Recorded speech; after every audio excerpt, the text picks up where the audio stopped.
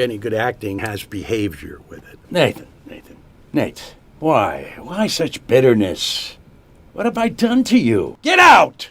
You're no nephew of mine. As far as I'm concerned, you're as dead as that wretch Cermak. You have to embellish the words with a certain amount of gravity.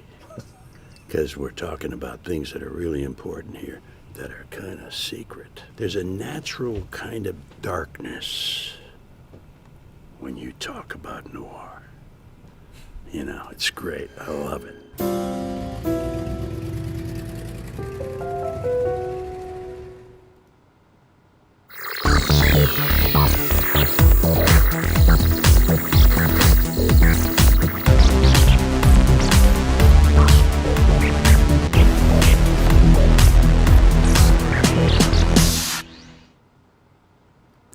Well, greetings. It's Laser Bob from 1987 coming at you, and then in a shocking turn of events, it's me coming at you from 2026. What can you do?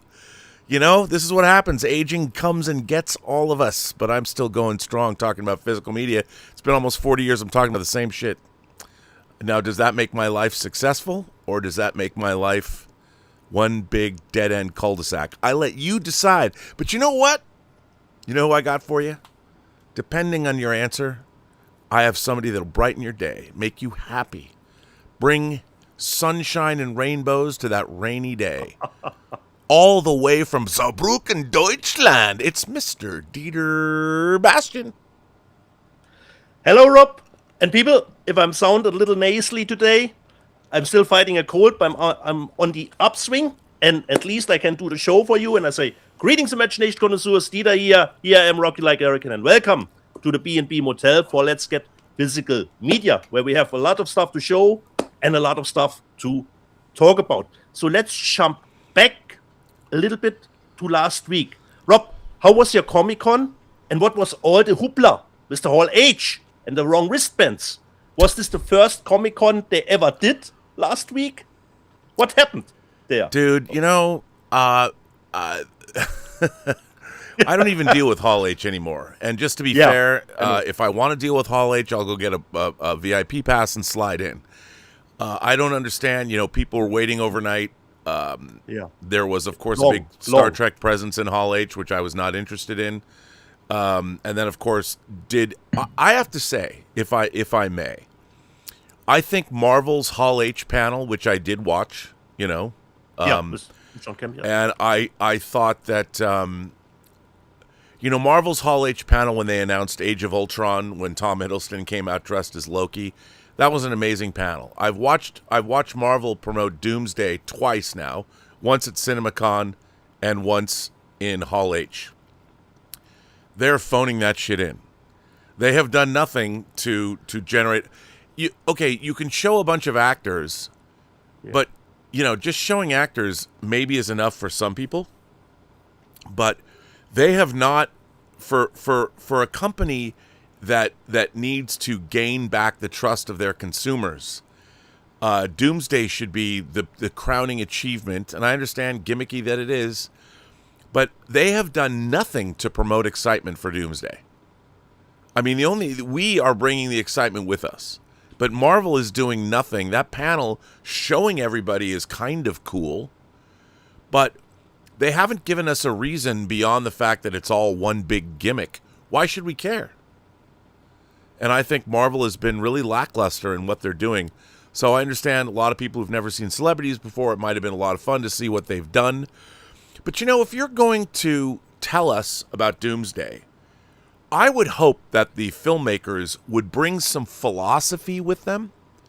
And what I mean is, let's get some thought process behind Doomsday. Let's hear. I know from somebody that's created special features for DVDs, Blu-rays, and 4Ks, I know for a fact, as a documentarian, what do fans want to hear? You know, they don't just want to see. We're beyond seeing our celebrities. We can see them doing podcasts on YouTube. We can see them on Instagram. Yeah. What we want to hear is the philosophy behind what they're doing. Now, I don't think whether it should be Jungian or Hegel or, you know, Goethe. That's not what I mean. I mean, tell us why you're doing what you're doing, what you have in store for us, and what you guys are hoping to bring to the audience. Tell us what you were trying to do for us. I'm not saying spoil the shit out of it, but let's bring some excitement. And I think that they, I watched the Russo brothers at CinemaCon, and we're beyond just being excited about something that got fucking made. Great, you made this movie. Why should I come see it? And I felt that they really dropped the ball. I thought Marvel was, and that, again, this is just me, but as somebody who's been in fan circles, and look, I thought the Marvel panel when Hiddleston came out dressed as Loki was one of the greatest things I've ever seen at Comic-Con. I come with glorious purpose. He was awesome. And it was amazing. Now, bringing Ryan Gosling up for Ghost Rider was pretty cool. But again, share with us the excitement of how Ryan Gosling really wanted to do this I thought it was cool using Horowitz from the Happy, Sad, Confused podcast, and they tried to do a little bit that fell a little flat. But, it was all just, these people have forgotten the P.T. Barnum of it all. And you can see, if you guys can't put on a good show in Hall H the way you used to, it shows how Marvel's problems are and this weekend is not a Marvel. It's not a Marvel glory. This weekend is a Sony glory. Make no mistake. Yeah. So, anyway. But Comic-Con was fun. I got to meet a lot of the PGS. I got to see Julian Mushkin and Sonny Dominguez and a lot of other people, and it was a lot of fun seeing everybody. And many drinks were to be had. Horace Austin and I and Jason Taylor, who was one of the producers of the new Lost Boys Broadway show. Jason flew in from New York, and he had a list of all these speakeasies in San Diego that we were going to. Oh, my God. I can drink, but not like when Jason Taylor takes you out. And we were cocktail after cocktail after cocktail after cocktail. Horace called me up the next day. He goes, I've got a new nickname for Jason Taylor, Dr. Manhattan. And I'm like, yeah, because when you go out with Jason Taylor, you're going to experience a thermodynamic miracle of life, let me tell you. Yeah. But it was a great time. I had a really, really, really fun time. I was going back and forth. Yes. I ended up doing 4 panels. I did my Canadian variant comic panel with Kevin the Comic Doctor. Yeah. That was fun. And then I ended up doing 2 panels with Mark Altman. And then we did Starship Smackdown, which was a blast this year. Really a lot of fun. And, it was fun. Comic-Con is fun. Oh. I don't know how many more years I have in me, but hopefully I'll have something to promote next year. But it was a lot of fun. And when it comes to this weekend, Rob, is superhero fatigue really real when the movie is good? Well, I'm going to Bogart a John Campea joke, which is this.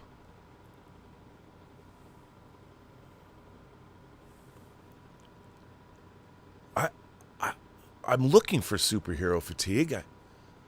I don't see it.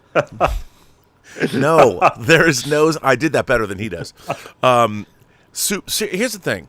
As somebody once said, somebody wiser than me, it's not superhero fatigue, it's good movie fatigue.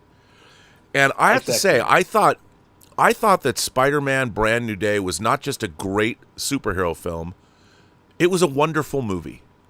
I thought it was by far the best Spider-Man movie. I think it's one of the best MCU movies. It has ninjas.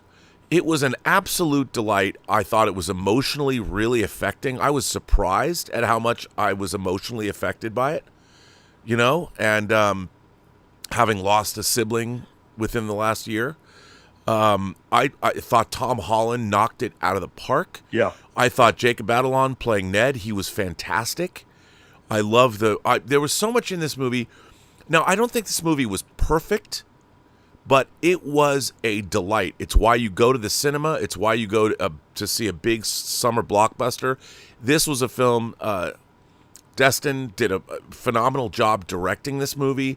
I loved everything about it. There's people that are... Well, Jean Grey wasn't exactly the way she is in the comics. And her sister is different. Her sister didn't have powers. I'm like, guys, this is an adaptation, as I hope everybody knows. It is an MCU that does not have direct fealty. It's inspired by the comics, but it is not playing out the comic books. And after all, I mean, how many times? Which background of Jean Grey do you want to use? And as an X-Men fan, I'm fine with what they're doing, how they play with the mythology for the cinematic universe. That's what adaptation is all about, you know. But it's so weird hearing fanboys get angry. I've been a fanboy my whole life, and I'm like, I was never like this, except with Star Trek. Oh my God. Oh my God, Strange New Worlds. I swear to you, by the end of the season, I'm going to jump off a fucking bridge. That doesn't have water underneath. Hopefully not, Rob. Well, Hopefully maybe not. You'll know if I don't show up next Sunday what I've done. I'm And out. for me, Rob, Spider-Man Brand New Day had for me the perfect balance between emotional stuff, action stuff, humor stuff, and the humor didn't undercut the seriousness of the other story. And for me, when I look back at No Way Home, for me the movie is good, but when I watched it the first time in the theater back then, for me, unfortunately, I'm part guilty myself, it became a checklist watch because I already knew everything. Oh, here's Daredevil. Okay, here's Toby. Here's Andrew. It became actually a checklist watch. And the story for me is a little bit gobbledygook. But to jump off that gobbledygook actually and create some of the best emotional scenes with Brand New Day, that was amazing for me. I agree.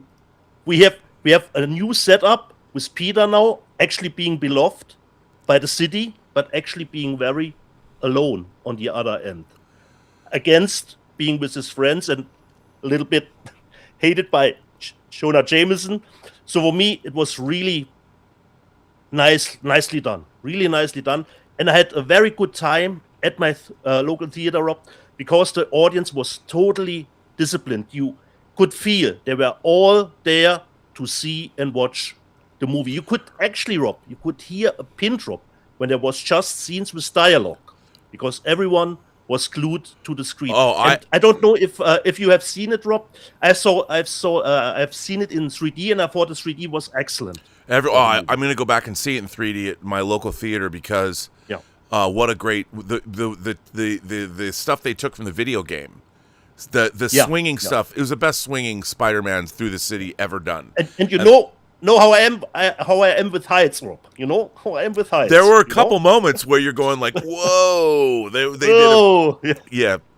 No, exactly. It was awesome. Bro. It was a fantastic movie, and look, a lot of people. Here's the thing. I think that astute moviegoers understand to wipe a slate clean when they watch a film. You know, I've been very happy with my movie pundit space. Have even people have reluctantly said, okay, this movie's good. You know, there's people, you think they're gonna not, but but you have to do that. You can't walk into a movie with, you have to wipe the slate clean. And for me, I've enjoyed the Tom Holland Spider-Man movies, but I always felt that they had one foot in the MCU and one foot in Spider-Man. This is the first time I felt, even though you had Punisher and you had Hulk and you had all these other characters, I really felt for me like the very first Tom Holland standalone Spider-Man movie where it was truly about Spider-Man. It wasn't connected to anything, even though we had characters. Because even when those characters did not exist, when I was watching Sam Raimi's Spider-Man, in the back of my mind, I'm thinking somewhere out there is Daredevil, Hulk, Punisher. Even though we didn't see him, in my mind they were there because it's Spider-Man, it's New York. Somewhere out there are all these characters. And I just thought it was delightful. The whole thing was it was so much fun to watch. So much fun. And even to make Punisher work in that combination with Spidey, he's a little bit tougher usually around the edges. So to make that combination work, and for me it's always great, Rob, when the final climax or the showdown of the movie, considering a comic book movie, is resolved with none doing the fisticuff stuff. We always have that, we're used to that, but for me it had more of a Thunderbolts climax. Yeah, but I gotta say, I love ninjas. Yeah, certainly. I have to say that the conflict with the hand. We have fisticuffs. It's not without fucking dope, dude. I was just like, It was great. The So, action Rob- was great. Loved it. Yeah. Did it make a little bit of a penny at the box office? this Well, week? Dieter, Little bit. I'm sorry to say for everybody's hopes Yeah. and dreams about this new Spider-Man movie, I think ultimately it's going to turn out to be a disappointment at the box office.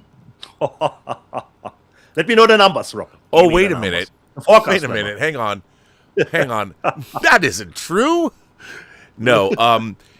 Okay. So we don't even have the Sunday actuals yet. Yeah, correct. I will It's a read forecast. first of all, let me start with Anthony. Well, let me. I guess I actually pulled the deadline articles before the show started, so let me start with the domestic first.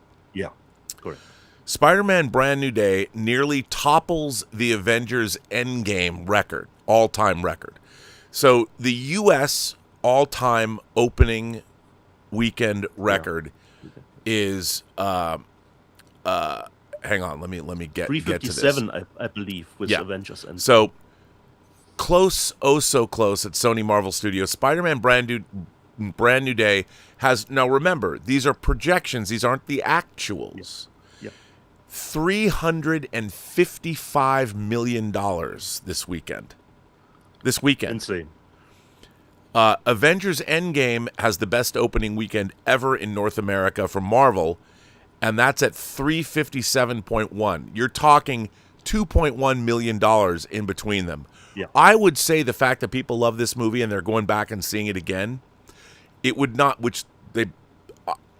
surprise me if on Monday morning or later on Monday afternoon, when we get the actuals, that Spider-Man topples Endgame. Yeah. It could happen. It could happen. $355 million. That is insane. Insane. Well deserved. Now remember, according to the Marvel deal, they share 25% of that box office with Sony. The Spider-Man franchise is a Sony franchise. But oh my God. Fantastic. Now, you might ask yourself, Dieter, in the wake of such monstrous box office, how's the Odyssey doing? Yeah, it's probably dropped 100%, Rob, you know? Actually, the Odyssey dropped 43%. And the Odyssey is still, they've extended 70mm runs by a month. Yeah. How is the Odyssey doing in the shadow of a behemoth like Brand New Day? Well, very well, thank you. A $51 million third weekend, which would be respectable for any movie its opening weekend. Yeah. It is the third best frame the Oscar-winning filmmaker has ever seen at the domestic box office. So what has the Odyssey done domestically? Right now, domestically, it's at $396.5 million. And when does Odysseus wrap up his journey stateside? Well, the outlook is $500 million in the United States for the Odyssey, which, if that happens, would be his second highest grossing movie after The Dark Knight. So let's just say, by the way, there's another film at number 3. It's this movie called Toy Story 5. Toy Story 5. Toy Story 5 it's what week is it now? Week 7. Toy Story 5 is in week 7. It made another $6.2 million, only down 39%. The Toy Story 5 cum domestic is 461 million.5. That's at number 3. Minions and Monsters is now up to 168.1 million. Moana, the live action Moana, is at 114.7 million. Hades Town the musical, which I keep seeing, it's made 18.2 million. And that's the Broadway capture film. They call that a Broadway capture film. Outgrossed Disney's live action Hamilton. Hamilton only made 16.9 domestic, and Hades Town, which is where I'd like to live, as at 18.2 million. The Invite, the Olivia Wilde film that she directed, is up to 22.6 million. A24 has got to like that. And the new Greg Araki movie, which I hadn't seen, but Alvaro told me was great. He goes, you have to go see it. The new Greg Araki movie, I Want Your Sex, is at number 8. And that made 570,000, only at 678 theaters. Number 9 is Evil Dead Burn. It's up to 31.2 million. And number 10, bringing up the rear, is Obsession with a domestic cum of 262.7 million. But like I told you, those minions are clinging in. Moana is already behind them, They are clinging in there. But that's not the story is not over, Dieter. Okay. We have the international box office for Spider-Man. A little bit smaller. The international box office, let me just read this to you. Yeah. Spider-Man opened on a total of 90,000 screens worldwide. And do you know how much Spider-Man Brand New Day has made this weekend? Tell me. $927 million. Insane. 900 and it is the second best ever opening in Hollywood history. Only behind Avengers Endgame, which reported 1.22 billion. Yeah. And but it's ahead of Avengers Infinity War. Brand New Day on a global basis broke records as the best ever for the Spider-Man franchise, easily whipping No Way Home's $600.5 million, which was the third best global box office debut ever, now fourth. It's a record for Zendaya, for Daniel Destin Cretton, and of course, the best ever for Sony Studios.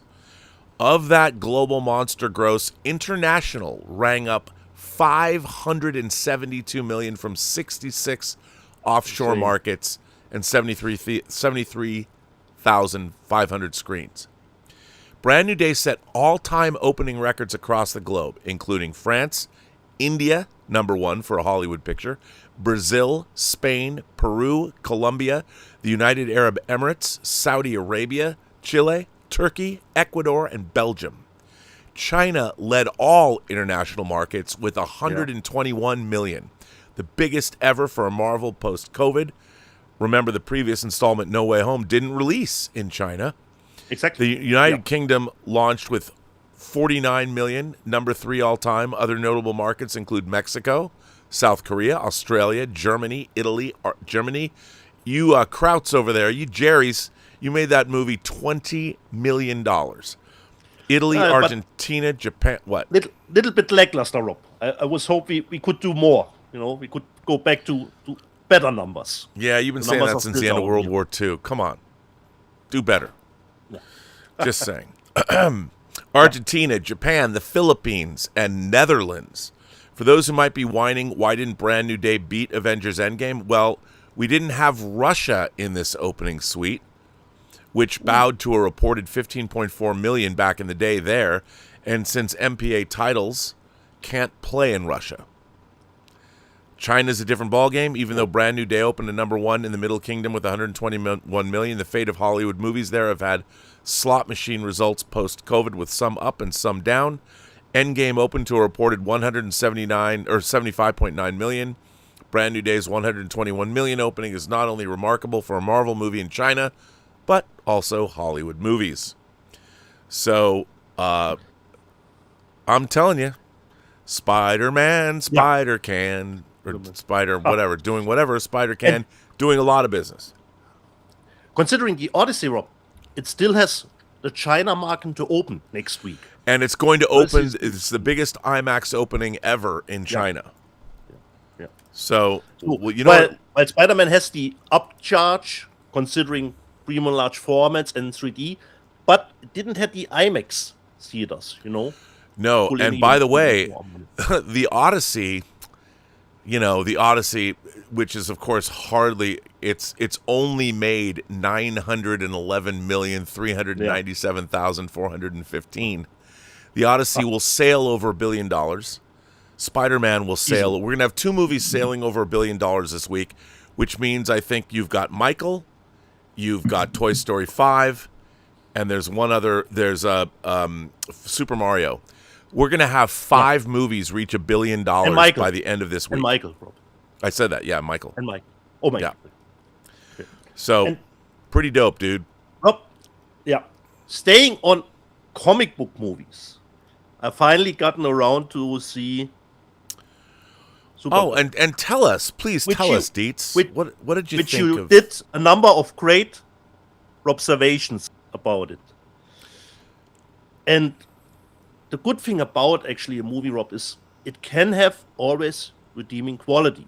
Story might not be your take, but the action saved it to some degree. The teenagers weren't that thrilling, but the kills were good, But if you put out a movie that for me has actually no redeeming qualities of any kind, I was totally on board with the movie, Rob. Considering the trailer, Blondie called me, I thought, yes, here we go. And then the movie starts, with the scene from the trailer and the first needle drop, and I thought, okay, what is this here? Montagey, then jumpy with the story. Rob, if I wish for an exposition dump in a movie, it probably made something wrong, For me, I can only attest to the reviews. What a waste. What a waste, unfortunately. And for me, it was not Millie's fault at all.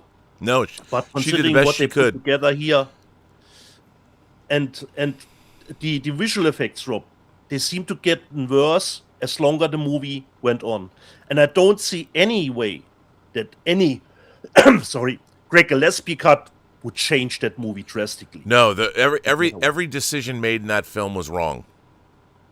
The whole look of it, especially based on the comic book, the color palette was all wrong. It was everything about it was, I thought, the antithesis of what it should be. Yeah. I was not thrilled. And even with Lobo, the design for me, you can't even make Jason Momoa intimidating without a bodysuit. Really? And Rob, with all the movies that we did with dogs, do we not can do those scenes with a real dog? Is that not possible anymore these days? With a trained dog? There was nothing special for me. And Rob, I cannot see that CGI dog die faster. That dog, John Wick wouldn't move a muscle to go on a revenge tour for Crypto. Not a muscle. Rob, I watched your observations about the movie, and it's always great. I can always know, I can also watch your show without you giving away a big synopsis or something like that. So for me, unfortunately, I was hoping to come out the other way, but that it failed at the box office when your movie is that not even generically good, So No, for it me- was a complete and utter inexplicable misfire. And I take no pleasure in that. No, me too. And it's funny. And Rob- I hear a lot from industry. I mean, this is not tooting my own horn. I'm just saying that there are industry people that watch my analysis, and I'm not saying they watch it like they watch Puck or something, but or listen to Puck. I heard from a lot of industry people that really appreciated. Like, I wasn't trying to pile on Supergirl. I was trying to do 3 different episodes to show how wrong-headed that film was on a number of levels. And there's a lot of people that I heard from that really respected those shows, which I thought was interesting. I thought it was unique. Yeah. So thanks for all those people that watched. I took no pleasure in Just to go that. back a little bit, Rob. You had the scene from the trailer where she says, that doesn't go well for you. And then in the final product, we just see Ruthie Duck. And then the action is happening somewhere in the background. And for, what the hell are we doing here? What can you do? First of all, Going to if better. here's a pro tip for anybody who wants to make movies set in space. When you go into space, it's important to add a sense of awe and wonder to whatever locations you're going to see. If you have a universe out there where we know that there is an enormous cosmic presence, you've got Apocalypse, you have New Genesis where the New Gods and Darkseid live. If you have Ran and you have Thanagar and you have the Guardians of Oa, Show us a fucking awesome cosmic universe. Don't show us the Australian outback. Don't do that. That is not interesting unless you're making a Mad Max sequel, which is apparently what Craig Gillespie wanted to do. But let me tell you, Hope and Glory looked way better than Supergirl did. And that was set in a post-apocalyptic wasteland. We at least got to see a giant boat beached in the desert. I mean, my God, that film was way more interesting to look at and had way better effects than Supergirl did. Correct, Rob. Correct. And shout out to Hope and Glory. Exactly. And speaking, like you said, sense of awe and wonder. When Ruthie got her spacesuit and she took her to the next planet, she probably was, I'm just assuming here, she's the first time in space, Rob, but doesn't matter, off to the next planet, doesn't matter. I thought, okay. But speaking of space, Rob, I finally gotten around to watch Star City. Oh, okay. You know what? For me, I'm gonna I'll leave it up to you. I give you the floor. Yeah. Like you told us, Rob, it is a great spin-off. For me, it's actually the great thing about Star City. It is a slow burn. You have to adjust a little bit. The space program is actually more in Star City, more of a backdrop. It's more of an espionage thriller with everyone spying on other people. So the space stuff for me is a little bit more subdued here, more in the background. But it has nice twists, nice surprises. But Rob, I'm a little bit fearful. Will we get a second season? Because I don't see it in the top 10 forever. No, it has not been renewed. But here's the thing. At the moment. But no. Even if it was never renewed and we only get it as a standalone miniseries, I thought it was terrific. It had a great beginning, a middle, and an end. Yeah. And as people said, the showrunners themselves said they were surprised at how romantic the show became. And the last episode 8, was kind of like Romeo and Juliet in a way.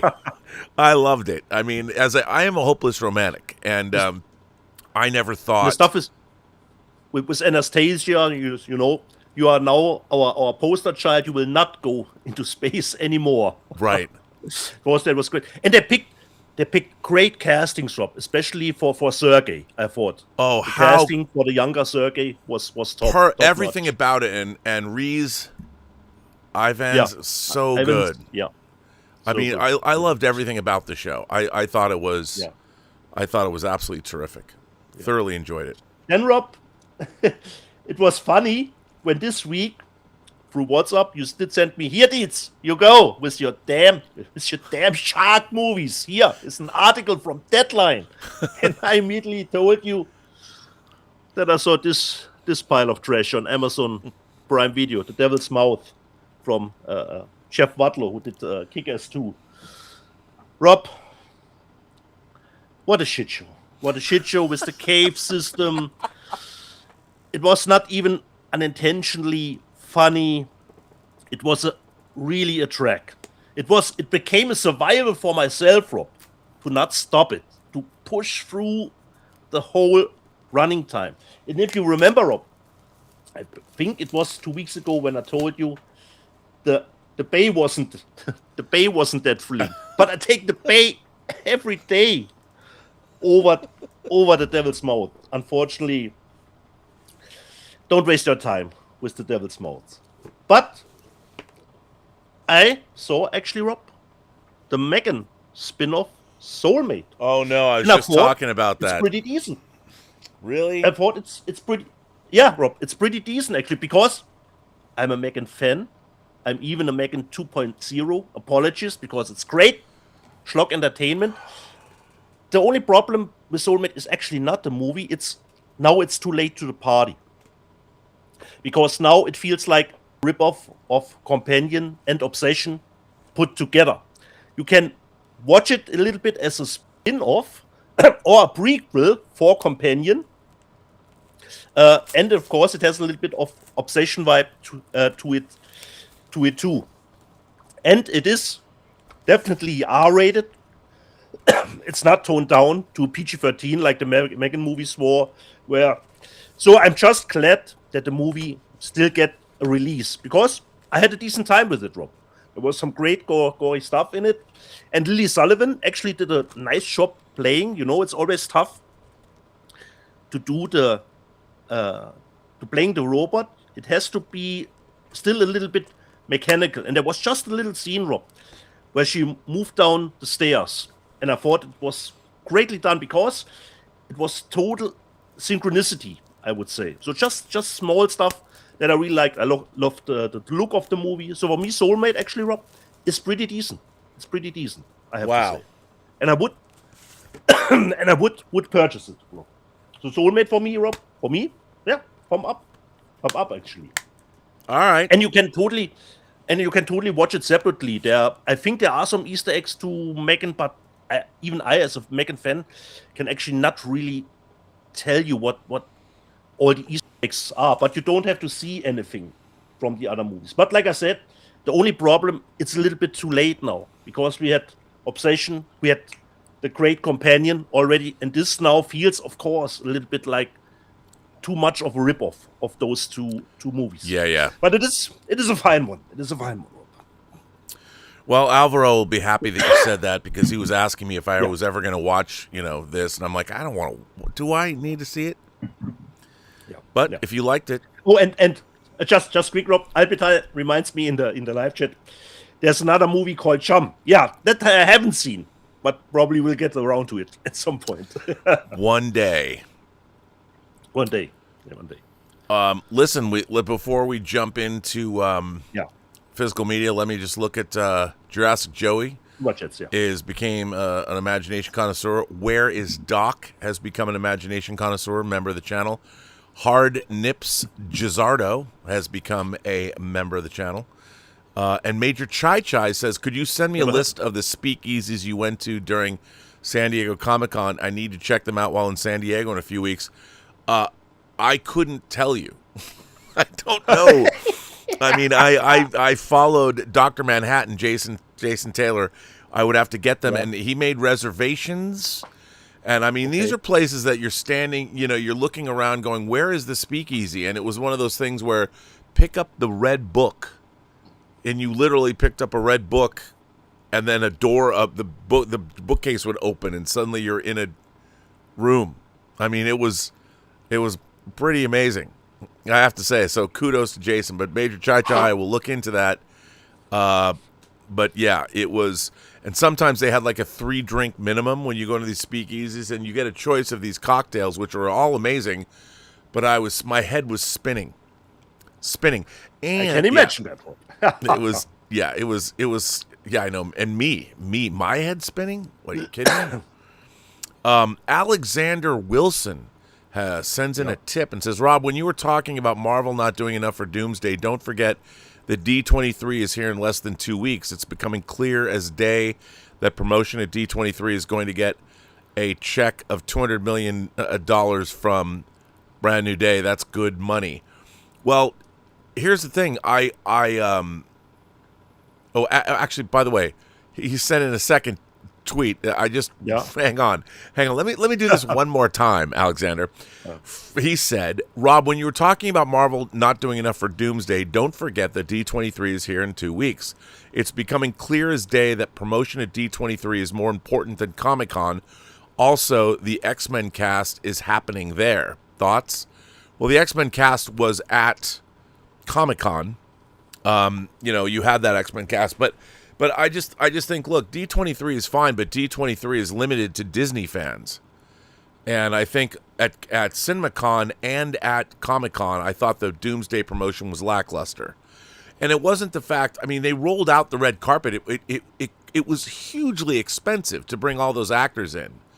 But when the actors just are standing around, at least take the time and let's hear from them. Let's ask them questions. Get them up on stage and have, you had Josh Horowitz do a bit for Ghost Rider. Have him ask 1 or 2 questions from everybody. You know what people want? I don't think I got to make this point earlier. When I was doing the Star Trek the Next Generation documentaries. I was in New York interviewing Patrick Stewart, and he was getting a Peabody Award. And when we sat down to talk, I said, listen, I don't want to talk to you about Star Trek. And he looked at me and he laughed. He was like, wait, what? He didn't say it that way, but he was like, why not? I said, look, if I were to ask you about the geopolitical situation between the Romulans and the Klingons at the Battle of Narendra 3, could you tell me anything about that? And he said, I don't even know what you just said. And I said, exactly. So I'm like, but the fans all can. What they can't tell you about is you, your experience, your thoughts. Tell us. So I got to sit down with Patrick Stewart on 2 different occasions, and we had 2-hour interviews. So I interviewed him for 4 hours. And that interview material is sprinkled throughout the 7 documentaries, the 7 seasons of documentaries. And that's what people want to hear. They want to hear from the cast. They want to get insights from celebrities that are in the things that they like. Watching celebrities promote what they're supposed to promote is fine. But, when you have an opportunity where you've brought all these people together, you want to see 2 things. You want to see the interaction between all these people and believe that they have camaraderie. Robert Downey Jr. is great, and all the Avengers veterans are great at that. But, I want to hear from Florence. By the way, how great was Florence Pugh in Brand New Day? She was, first of all, I didn't mind her scene at all. I love her, and they brought her back more than I thought they were going to bring her back. She was hilarious. The way she played that role, she's a fantastic actress, and I think she's got one of the greatest faces in cinema. I love her, but her attitude, the way she plays that character is fantastic. She was awesome. Absolutely awesome. And I thought she was going to be in one scene, but no, she was great. But anyway, now Alexander. That was actually, Rob, the good thing about Spidey 2. None of those were actually just cameos for cameos' sake. Yeah. Yeah. Oh no, that actually worked well. Alexander Wilson says, Rob, don't forget that Disney is a profit participation with Brand New is a profit participation with Brand New Day, which they receive 25% of the box office profits because they finance 25% of it. Yes, I know that. I did say that earlier. At the end of the day, Disney is going to get a check of $200 million from Brand New Day. That's good money. No doubt. I mean, they obviously, I mean, I think they're going to get more than. Remember, though, people forget that whatever something grosses at the box office, remember, it's a good rule of thumb. Only half of that goes back to the studios, and Correct. Of that half, you have to. The cost of the movie, the cost of marketing, the overhead of the studios. There's a lot of money that gets. But yes, so Marvel will get their chunk, their pound of flesh, and they don't have to assume the marketing costs unless that's part of the deal too. I don't know, but anyway, yes, I am aware of that. Just so you know. So Tom Jr. Jackson has been a member of this channel for 68 months. And he says, R&B, can you believe 68 months as a watcher? Honestly, Tom, no. And I appreciate your loyalty. Good to see you and our favorite trash panda. I watched It's a Mad, Mad, Mad, Mad World last night. Still holds up. That's 4 Mad, Mad, Mad, Mads. So it's a great movie, and I'm glad you watched it. A lot of fun. I could tell you a whole story about Stanley Kramer, but I will spare you, the director. But thanks for that. All right, Dietz, we're 45 minutes into this show. Yeah. Should we? Who starts, Rob? Who starts? With the heart of the show. Why don't you start? Sorry. Why don't you start?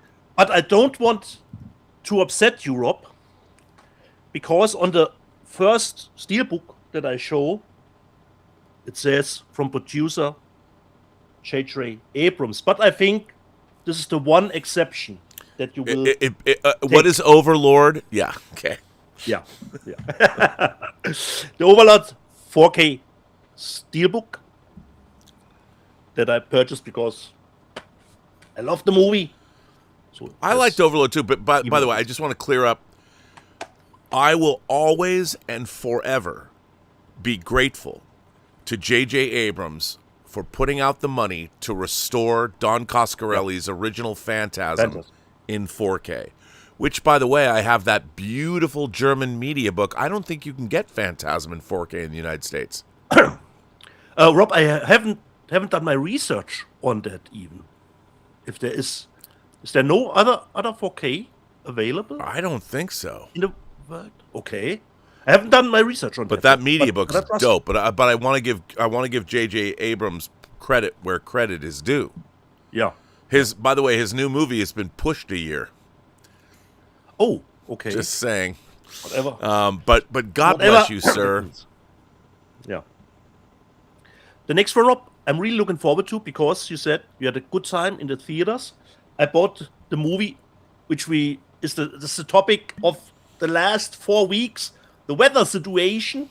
I bought Pressure, World War II movie about the forecast, and I always love that Universal, nothing too fancy, slip, but still does the Blu-ray plus 4K stuff. Is that Unlike movie the other trashy enough companies. for you? That's pretty prestigious. It's not. Yeah, but sometimes, the movie diet, as your friend Chris Gore said, a movie diet, Rob.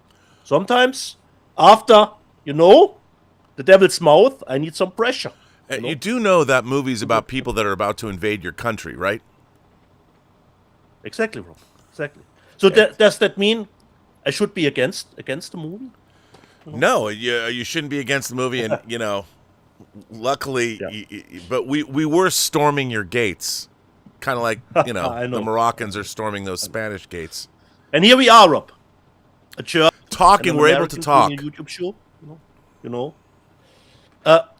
You liked Pressure, but the next one is not the original one, because what I like, Rob, is, go through the live chat. What are people are saying? You are not a big fan of Olivia Wilde's The Invite. And I wasn't aware that it's actually a remake. It's a of remake Spanish of a movie. Spanish movie. Yep. Yeah. And in the live chat, I don't know who was it, if it was Adventure Square, but I will probably get into the live chat, mentioned it.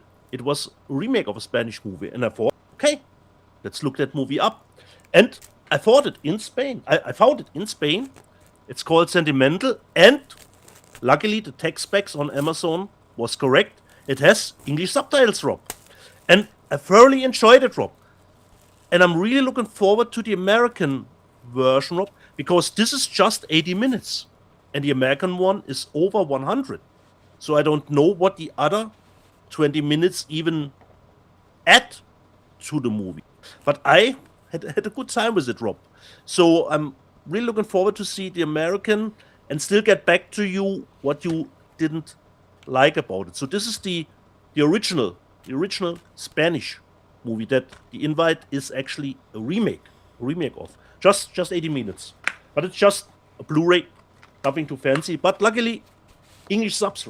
It had English subs. Then the movie I thoroughly enjoyed even more than Nobody 2 was actually the Bob Odenkirk Normal. Came out in the US from Magnolia, and lucky they do the Blu-ray and 4K stuff too. So, Normal, Bob Odenkirk, great actioner. Then, unfortunately, I didn't get around to it yet. Some music stuff. I bought Alice Cooper in Paris, actually. And it's always nice that music Blu-rays often come with a little bit, of course, of booklet with set list, But I haven't gotten around to watch it, and Alice is still on the road and doing great shows. It's actually pretty insane considering his lifestyle back then, but still kicking, Alice. Then let me just see where I go to next. Our headline will. By the be way, Alice hopefully Cooper has here been married to shortly. his wife for like 40 years, just so you know. Yeah, exactly, Rob. Exactly, Rob. Pretty. His real life persona is very different, actually, from the stage persona.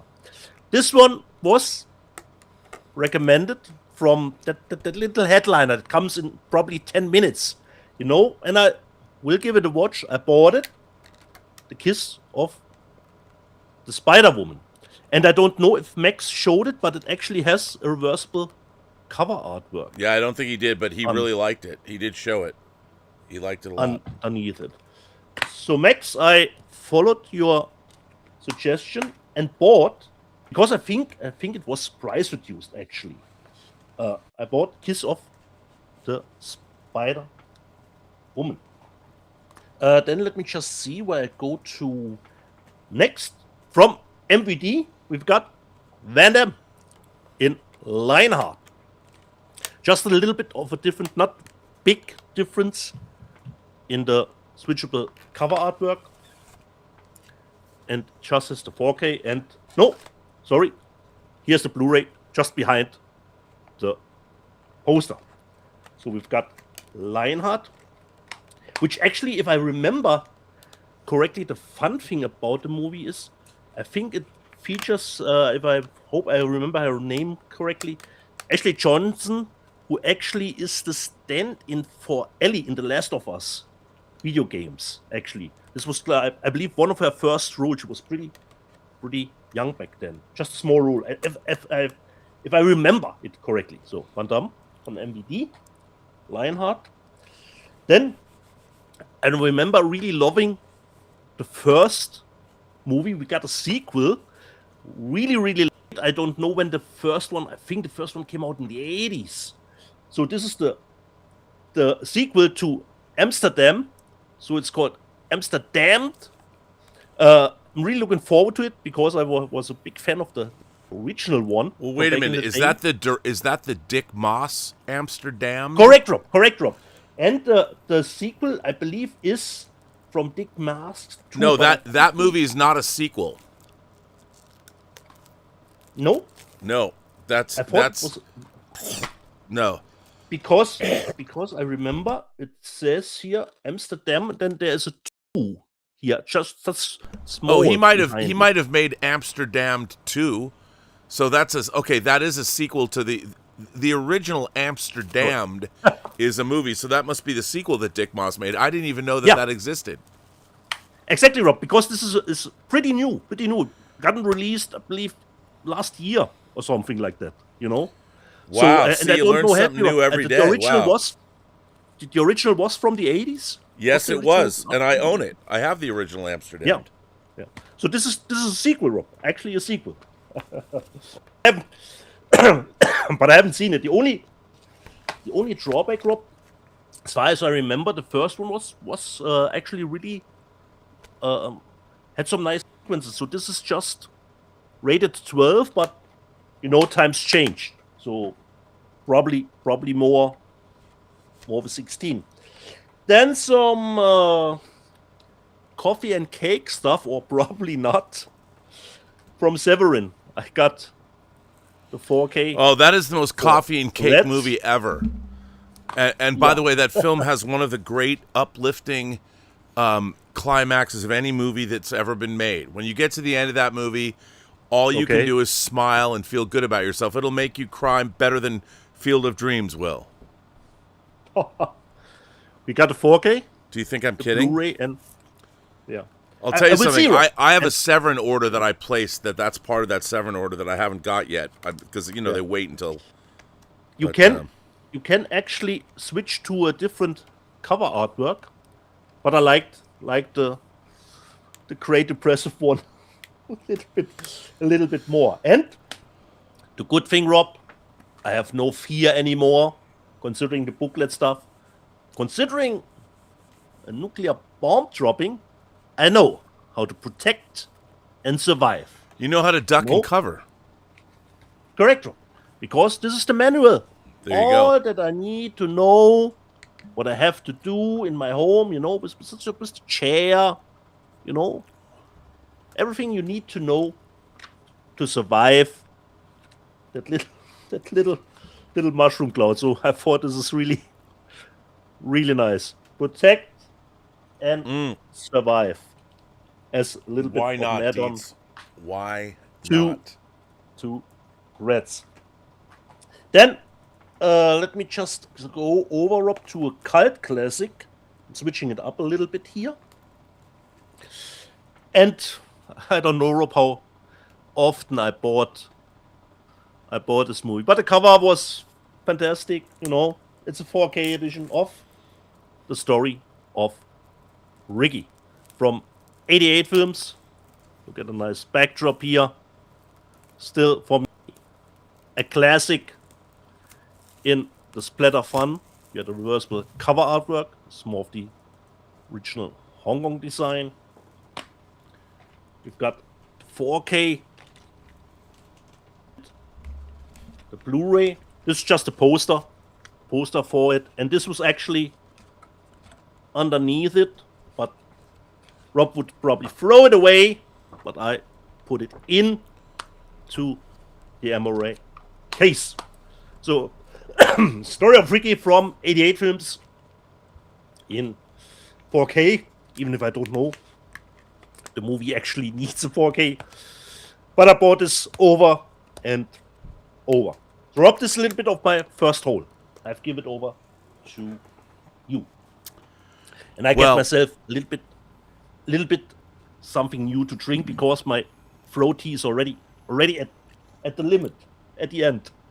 Okay, I'll show a few things. First thing I got now was not video. It was audio. Now, for those of you who you know that I show a lot of super deluxe editions, the 80s remixed Dolby Atmos versions of albums. Recently, I showed Kraftwerk's first album, Roxy Music's Flesh and Blood. I can't get enough. But for those of you who have followed me for a long time, I am a monstrously huge fan of British producer Trevor Horn. And Trevor Horn had a record label called ZTT, Zang Tum Tum. And they had Propaganda on that label. Claudia Bruken's later band, Act. They had, of course, Frankie Goes to Hollywood. Now, when I heard Relax, like a lot of people, the subject matter was fun. And yes, Frankie Goes to Hollywood appeared in Brian De Palma's body double playing Relax, but the entirety of Welcome to the Pleasure Dome was a transcendent album. And the production of that album was insane. Even when they did covers of Bruce Springsteen's Born to Run or Ferry Cross the Mersey, I loved Welcome to the Pleasure Dome. I included the song Welcome to the Pleasure Dome in the only movie I've directed, Free Enterprise. So, when this came out, I coveted this. And it took me a while, but this is the Welcome to the Pleasure Dome. I don't know what you would call it. This has the brand new. I mean, I did buy the Super Deluxe Edition version. It was the 50th release, but this has this has 8 discs in it. Let's open it, shall we? First of all, let's see what it comes with. Definitely. The first thing that it comes with is a book. This is a hardcover book, Welcome to the Pleasure Dome, and it's got all of the, if you collected all the 12 inches, And yeah, was this like the gay band of all time? Well, maybe not as gay as Bronski Beat, but yeah, it is. And I don't mind that. But, everything you need to know about the band is here. And fantastic, incredible. And then we have, we'll have to slide it out. First of all, actually there's multiple things. Let's start here. Then there's this. And what is this? Or actually there's this. It was upside down. Hang on. And this is 4 of the discs. And if you know anything about, all the B-sides, all all the different versions. It's got everything. And it's got vaults, B-sides, Relax and B-sides, because there were so many different versions of Two Tribes, War, and Relax that they have them all included here on all these various versions. And then there's this, and it goes on, and you have 4 more discs, the final being the Blu-ray that has all the Atmos mixes on it. So, for me, as a Frankie fan, I bought the actual, they released a earlier version of this on vinyl Yeah. years ago that I also own. Because who wouldn't we be if we didn't do that? But I was happy to get this. Now, you might ask, Rob, have you got the propaganda box set that came out? No. The propaganda box set sold out. I'm chasing it, trying to get it. But this, finally was able to get this. Very, very excited. Awesome. Now, what else did I get? I did get a box from Kino Lorber. And let's talk about what came in that box. Kino Cult. Kino Cult released, this is another, they've released yet another 3D movie. This is Kino Cult Spine 52, Arch Obler's The Bubble, which, by the way, has a reversible sleeve, which is very, very cool. Invasion of Planet Earth. Yeah. This movie had to have been the inspiration for Stephen King's The Dome. If you've never seen this, Arch Obler was a very interesting director-producer. It comes, of course, with the 3D glasses. This is basically about, well, you got to watch it, but about people that live in a bubble that maybe an alien civilization has trapped human beings there. But this is a very interesting film. This is kind of wacky new cover art that they created for it. But I was really happy to get this. I'm a big fan of this movie. I love this movie when I was a kid. This is probably the best version of the movie that exists. And it's, of course, it was filmed in dimensional color, whatever that means. Don't know. And then Catherine Deneuve, goddess that she is. I mean, I love Jacques Demy, The Umbrellas of Cherbourg, The Two Girls of Roquefort. Here are two Catherine Deneuve movies. Mano 70. I mean, look at that great artwork. Oh, my God. And then, of course, Le Choc, The Shock. Alain Delon and Catherine Deneuve. If ever you want to watch two people fuck on screen, it's them. So I don't know if they're doing that. I don't know if this, I've never seen this, but I can't wait. So there you go. Now here's a Japanese animated film they put out called Jinsei, One Life, 100 Years. I know nothing about this, but it's an animated film from Japan. God love Kino Lorber. They are expanding my cinematic horizons. Then I got a documentary called Legends of the Lost Ark, and then also a film called The Currents, which continues their commitment to queer cinema, so I'm happy to have that. And that was the first part of the box that they sent me. You know what? I might as well finish off the box that they sent me, because why not? They did include 2 4K discs, which Max will maybe talk about. A 4K of The War Wagon from the year I was born, 1967. John Wayne and Kirk Douglas, The War Wagon. This is like an early Mad Max movie, kind of. Great cover. 4K in Dolby Vision. Oh, but because Kino Lorber is dope, a second cover. Nice. I know. Now, this came out from Kino Lorber about a year ago. I want to say a year ago. But they pulled it. They pulled it from release. And that is Stallone's Daylight. One of my favorites, Rob. I always remember watching the Laserdisc for the first time, and I thought, oh, I'm just watching the first side of the Laserdisc, But I was totally involved with the sound design. Had to watch it completely. I want to say, I got to mention it one more time, shout out to Astrid Marina Gattuso. She was 28. I was 22. I saw her the first day I worked at Warner Brothers. I said, I must have you. And I eventually, it took a while, took a couple of months, but we became boyfriend, girlfriend. And then she left me to go to Italy to work on this movie and never came back. Shout out to you, Astrid. I've never forgotten you. You showed me things I didn't know I loved. And Daylight is the Let me tell you, optimal. she showed me some daylight where it doesn't usually shine, and it was awesome. So thanks, Astrid. You're credited. She's credited in that movie, by the way. She's in the end credits, just so you know. And she's the perfect Daylight is the perfect segment for our headliner. It is. Ladies and gentlemen, boys and girls, it's afternoon. And you know what that means?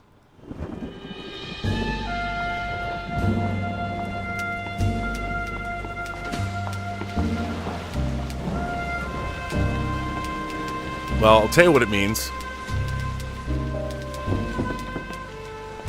It means I have yet to put Max in the show. So even though I gave him a great build-up, what I didn't do was actually add him to the program because they changed. Normally, he would just come in from last week. So, ladies and gentlemen, boys and girls, let me just one more time. Would you put it together for the great Max Allen Collins, all the way from Iowa? Max. Oh, we can't hear you. See, after all that, we cannot hear you. See, but that's okay, because that's what we do on this show. You know what? We just roll with it. I don't know why we can't hear Max, but we'll go. Oh, wait. Did I just hear with you? Rob, I can't hear you either, Max. Yeah, no, he can't. Oh, there you go. You are there. There you go. Can you hear me now? What? Can you hear me now? Yes, we can. There you are.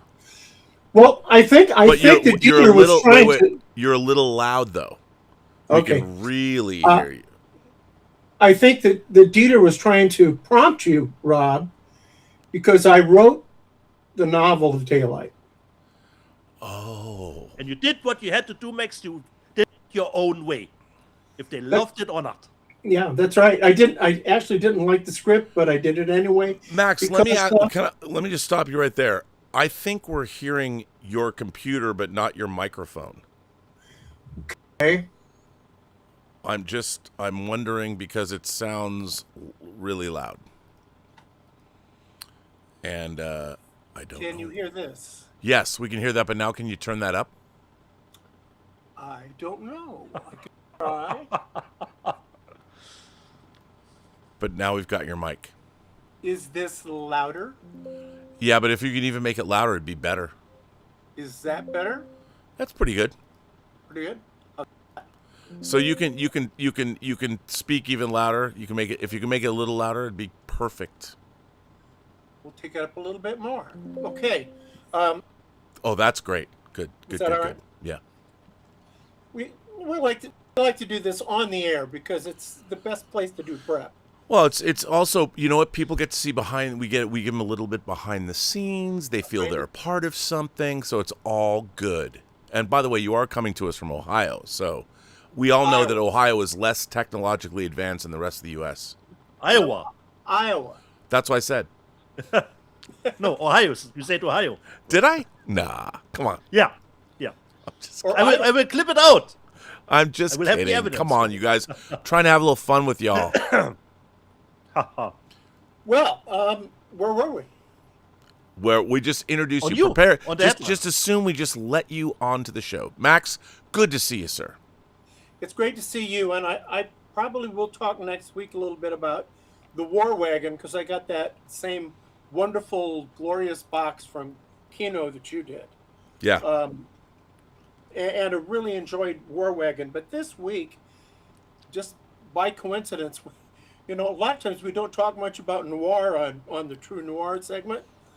We try to do, I try to do crime and try to do mystery and noir. This week is all kind of personal to me.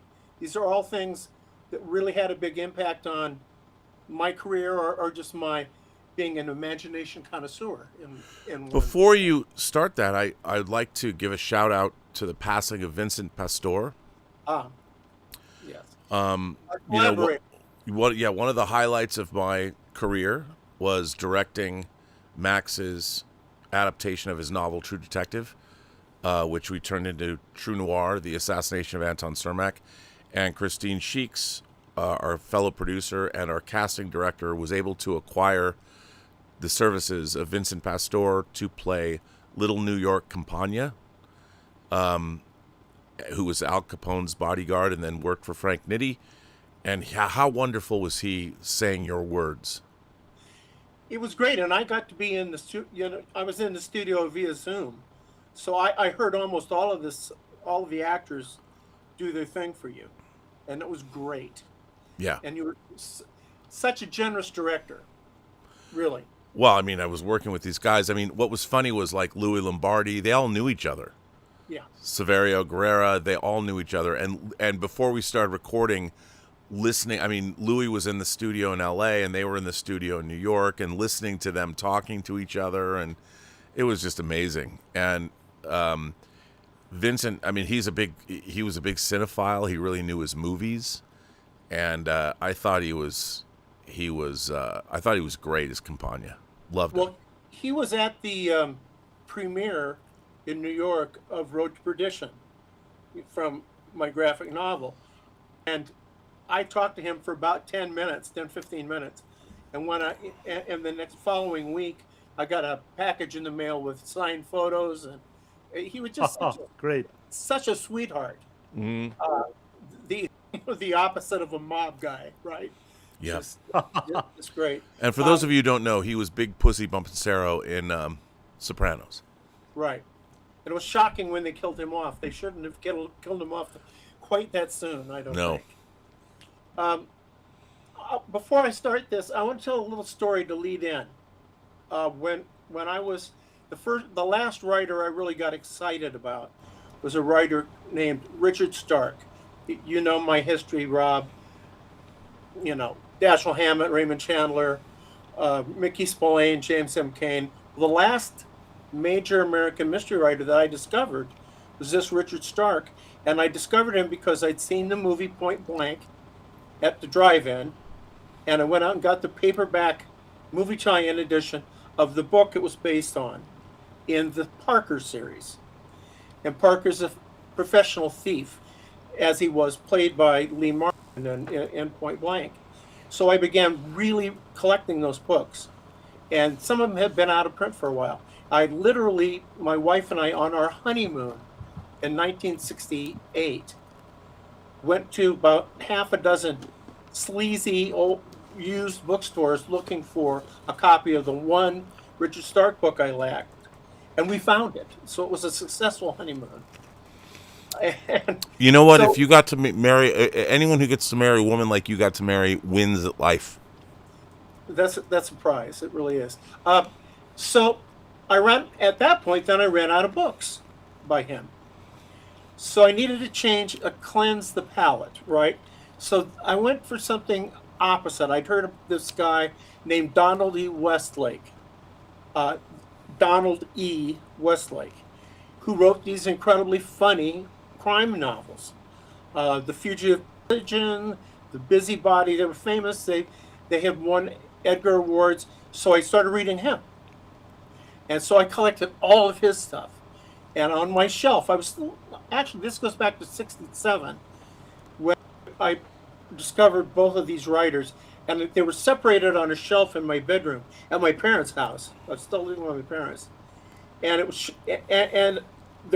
you had the Richard Stark books over here, and then over here, the Donald E. Westlake books that were so different.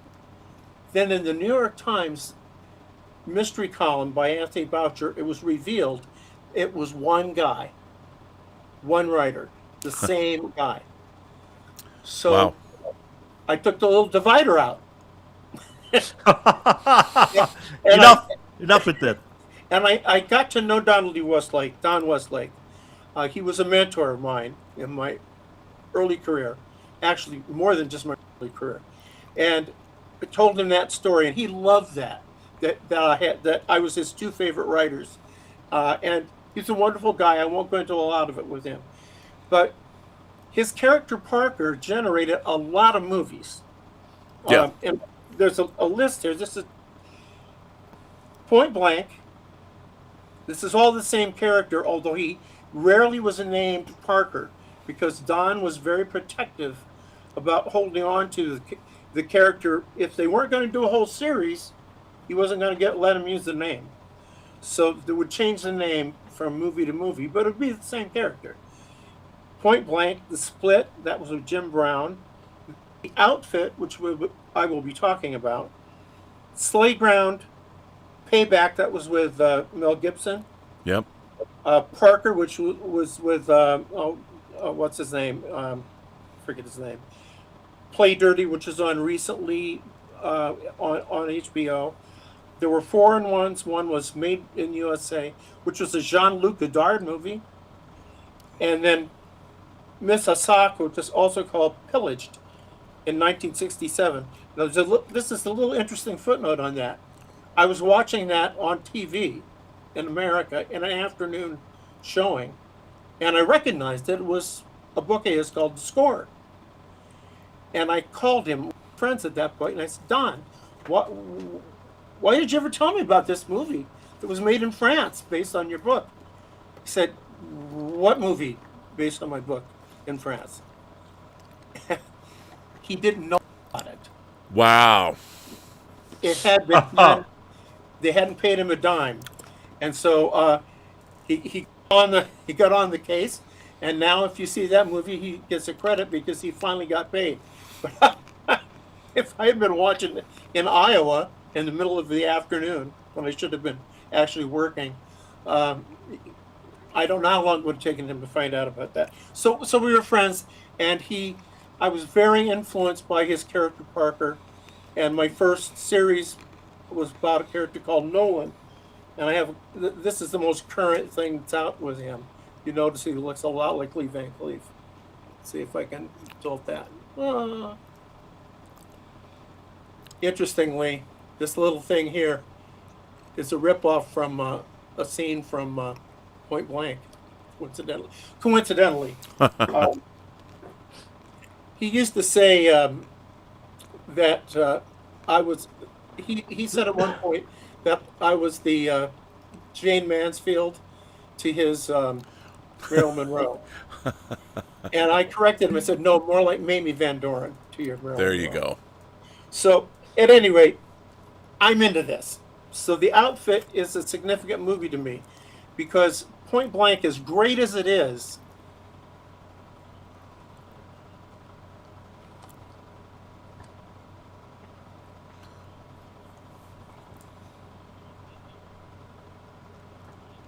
Oh, you know what? Hang on, Max. I did something wrong. I again another. I click over to the thing without putting your voice underneath it. So that was on me. So what you just said, could you repeat it? oh, I have no idea, but I could. This movie, the Outfit, is really a significant movie in this bunch of movies I mentioned to you. This was Westlake's own favorite among the adaptations of his work, and the director is a guy named John Flynn, and he did some really good stuff. He did Rolling Thunder, Yep. which is a great movie, bestseller. That's a good one. And Out for Justice, which is a pretty good movie. So it's quite faithful to the book. There's some changes. There's a bigger part given to the sidekick character, which is played by Joe Don Baker, who's terrific in this movie. It's the same year he did Walking Tall, so he was coming into his own at that point. And Robert Duvall was a wonderful. It's not a typical action hero. A wonderful casting, smart casting. One of the best performances by Karen Black, very underrated actress. She's great in the movie, and it's a simple premise. The mob is out to get the Parker character. He's called Macklin here, and Macklin goes after the mob, and that's the whole movie. I mean, it's just one confrontation after another. But now listen to this cast. If we talk about film noir here, this is the ultimate. John Flynn really knew what he was doing in terms of film noir, and even though this is a color movie and I guess a neo-noir, it definitely has a noir flavor. All the indoor scenes are kind of underlit, so that you've got a lot of shadows, and you have to kind of figure out what's going on sometimes. But listen to this cast, guys. From the movie The Killing, by your favorite director, Rob. Oh yes. From the movie The Killing, Timothy Carey, Amazing. a stone lunatic, right? Elisha Cook Jr. from The Maltese Falcon, and Marie Windsor are in this movie. All of whom have been in The Killing. Not a coincidence that this guy cast them. And also Richard Jackal, Henry Jones, who was in The Bad Seed, Jane Greer, from Out of the Past, Sherry North, who had been in Madigan and in No Down Payment. This is a great, great cast. Again, it's a simple story, but it's full of action and incredibly terse dialogue and great set piece scenes. And it's a terrific Blu-ray. It's not a 4K, but I was fooled. I thought I was bragging on my wife. Look how great these 4Ks look. What was the Blu-ray? Well, it's Arrow. It's Arrow, and Incredible transfers. Probably, I don't know if that was encoded by Fidelity in Motion, but probably it was. Well, it has great special features. By the way, there's about an hour that's done on the film and the other Parker movies. There's, I think, 3 featurettes on there. One is, like I said, about an hour long. Great booklet. They they have the alternate cover inside. Nice. And a nice booklet. And the booklet has an article on the books. I mean, this really pays attention to the source material, which, I love that. So this is maybe my favorite release of the year so far. Really? Yep. Wow, dude, that's some big words. Arrow's the outfit. Yeah, it's personal to me. Tell you something funny though. The cover's great, by the way, by our artist who passed away, unfortunately. Yeah. Something kind of funny. The guy who is a real expert on Westlake and on Richard Stark, which is the same guy. He's not interviewed. The interview is cut into like a presentation. At any rate, he is very knowledgeable. He's in a suit and he's very kind of academic, not in a bad way. Knows his shit kind of way, and he's working for the University of Chicago Press. And he raises a point at one. He said he doesn't know why Westlake or Stark chose to call the mafia, the mob, the outfit. He thought that was a very peculiar choice. Dude, the outfit's what the Chicago mob calls itself. And you're in Chicago. So leave the ivory tower and see how the rest of us are living. But it's actually a really good presentation. So now another one, Marlowe. Another great banger from Arrow. Right, and it also is a Blu-ray that looks like a 4K. I mean, looks incredibly good. In fact, the one thing that was a little distracting about it is that it's such a good picture that it really kind of sometimes emphasizes the rear projection, and when they're when they're supposed to be outdoors but they're actually in the studio, because you can see everything. You can because it's such a good picture. You could see everything. You could see everything. Anyway, I guess Rob, Dieter, you probably picked up on this, but James Garner is I'm a huge fan of James Garner. Because you love an Americanization of Emily, or the Americanization of Emily. It's a great movie. It is a great movie. And it plays into his persona. Warner Archive. That was developed on Maverick, which is my favorite TV show of the 50s. This movie is directed by Paul Bogart, who's a really interesting guy, because he mostly is a TV guy, but he did a lot of like serious TV stuff. But he also was involved in things like All in the Family, which is kind of interesting because Carol O'Connor Archie Bunker is in this movie playing a cop, and is quite good. Certainly knows his way around delivering dialogue. But I mentioned all of the Parker movies. Well, let me just mention, here are some of the Marlowe movies. Murder, My Sweet, 1944. The Big Sleep, 1946. That's the Bogart one. Lady in the Lake, 47. The Brasher Doubloon, 47. Marlowe, 69. So there's a real jump. And then The Long Goodbye, which is the Robert Altman movie from 73. Farewell, My Lovely with Mitchum as Marlowe in 75. And The Big Sleep with Mitchum again, but that's done in England, is not terribly good. There's another Marlowe movie that was done in 2022 with.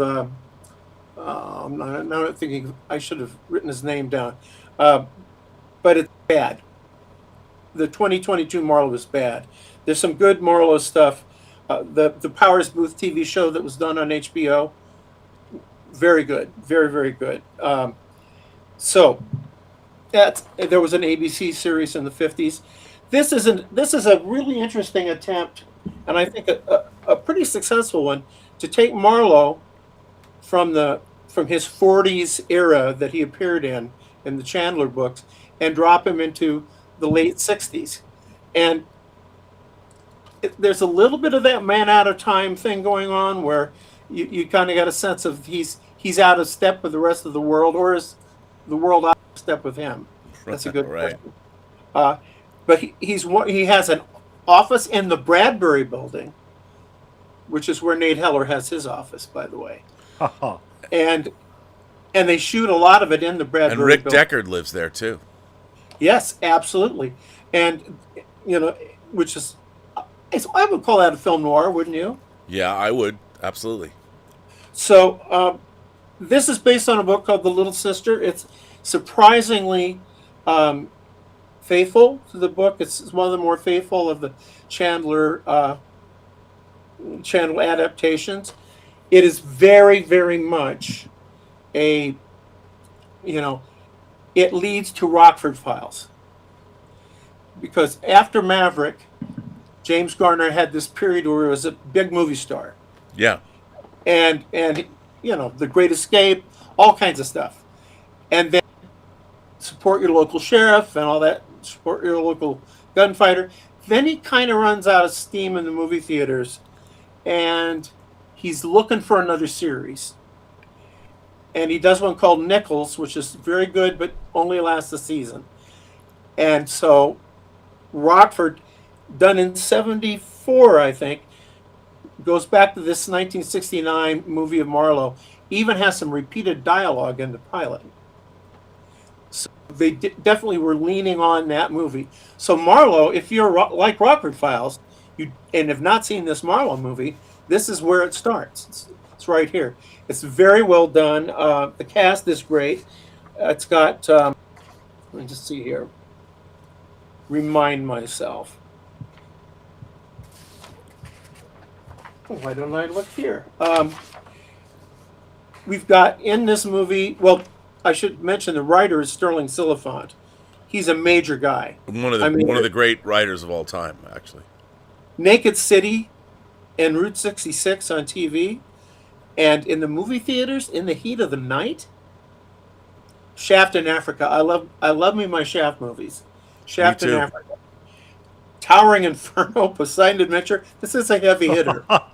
I mean, this is not just okay. And the cast: Gail Honeycutt is the female lead. She is kind of forgotten now, as she was hot for a little while. Very good. Rita Moreno is in it, and she's terrific in it. Carol O'Connor, Kenneth Tobey from The Thing. Yep. Is in it and has a great scene. You know who else that is kind of a major part of this movie, even though it's a minor role? Bruce Lee. Yep.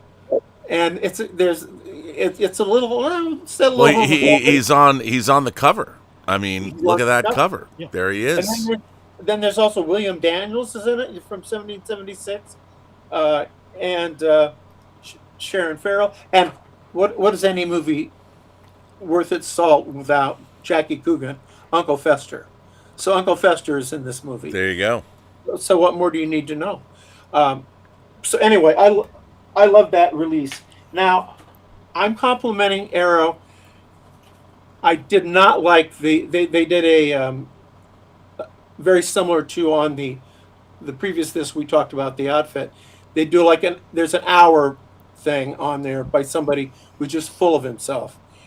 Even more than I'm full of myself, so imagine. So I really didn't like that. I was very unhappy with that. If ever there was a subject that somebody could have dug into, would have been Chandler and Marlowe and the different movies. And one of my pet peeves about, and this is a very much something that's going on today, these guys that write about the movies and only talk about themselves. It's like, I remember the first time I saw this movie, and I was, and I sat down with my box of dots and my bag of popcorn. Shut the fuck up and talk about the movie. I Don't don't know if mince you words, Max. What do you really think? So I was really unhappy with this. So Well, I would say, by the way, it's a worthwhile buy. It's a great list. but to speak to that, I think you're absolutely correct in the sense that nowadays there is no scholarship involved. So all movie pundits have to rely on is themselves, because like you just gave us a master class in the history of these films and who wrote them and what they're based on. I grew up reading Pauline Kael, actually the Cahiers du Cinema crowd, Godard, Truffaut, Sure. Andre Bazin, all of these guys. And nowadays, we don't have that. There's a few places on YouTube you can go, like Cinema 6, I think is a great channel, but there's very few people that really know. You can't just talk about movies. If you're going to watch an adaptation of a film noir novel, you have to know about noir. You have to understand. You have to delve into who wrote these things and why do they get written. And unfortunately, and this is I think a function of the fact that everything now is reflected through. The 70s was called the me generation. This is the Now I. is the me generation. It's the I. Oh, it's the I generation. It's the I generation. It's just it's very frustrating to me. I know I had a situation. I think you probably read my Spillane biography, Yep, and I did. It's really, right over there. I had a real problem with that book because I did know Mickey, and he was very important to me in my development as a writer. And to write that, figure out a way to write about him and get myself out of there was really tricky. And what I finally did toward the end of the book, I did set little sections in italics about encounters with him and how I met him and so on, so that there was almost a secondary book within the book. But if it's not in italics, I'm not in there. It's scholarship, observation, etc. Anyway, but now I'm going to move on to another private eye movie. There's you've got Marlowe as a private eye movie, and he's really one of the three major private eyes: Sam Spade, Philip Marlowe, and Mike Hammer. That's it. Everybody else is an also ran. Important, some of them, but an also ran. But Night Moves was done in 1975.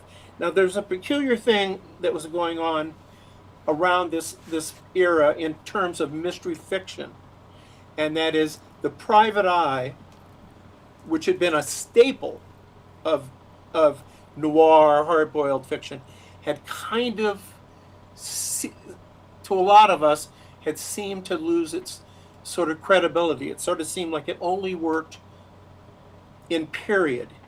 And interestingly, the movie that kind of came along and kind of changed that was a period movie, and that was Chinatown in 74. Because Chinatown, though it was done in 74 and was certainly true to its period, was modern, and it did things that private eye movies had not done. It managed to be contemporary even as it was doing period.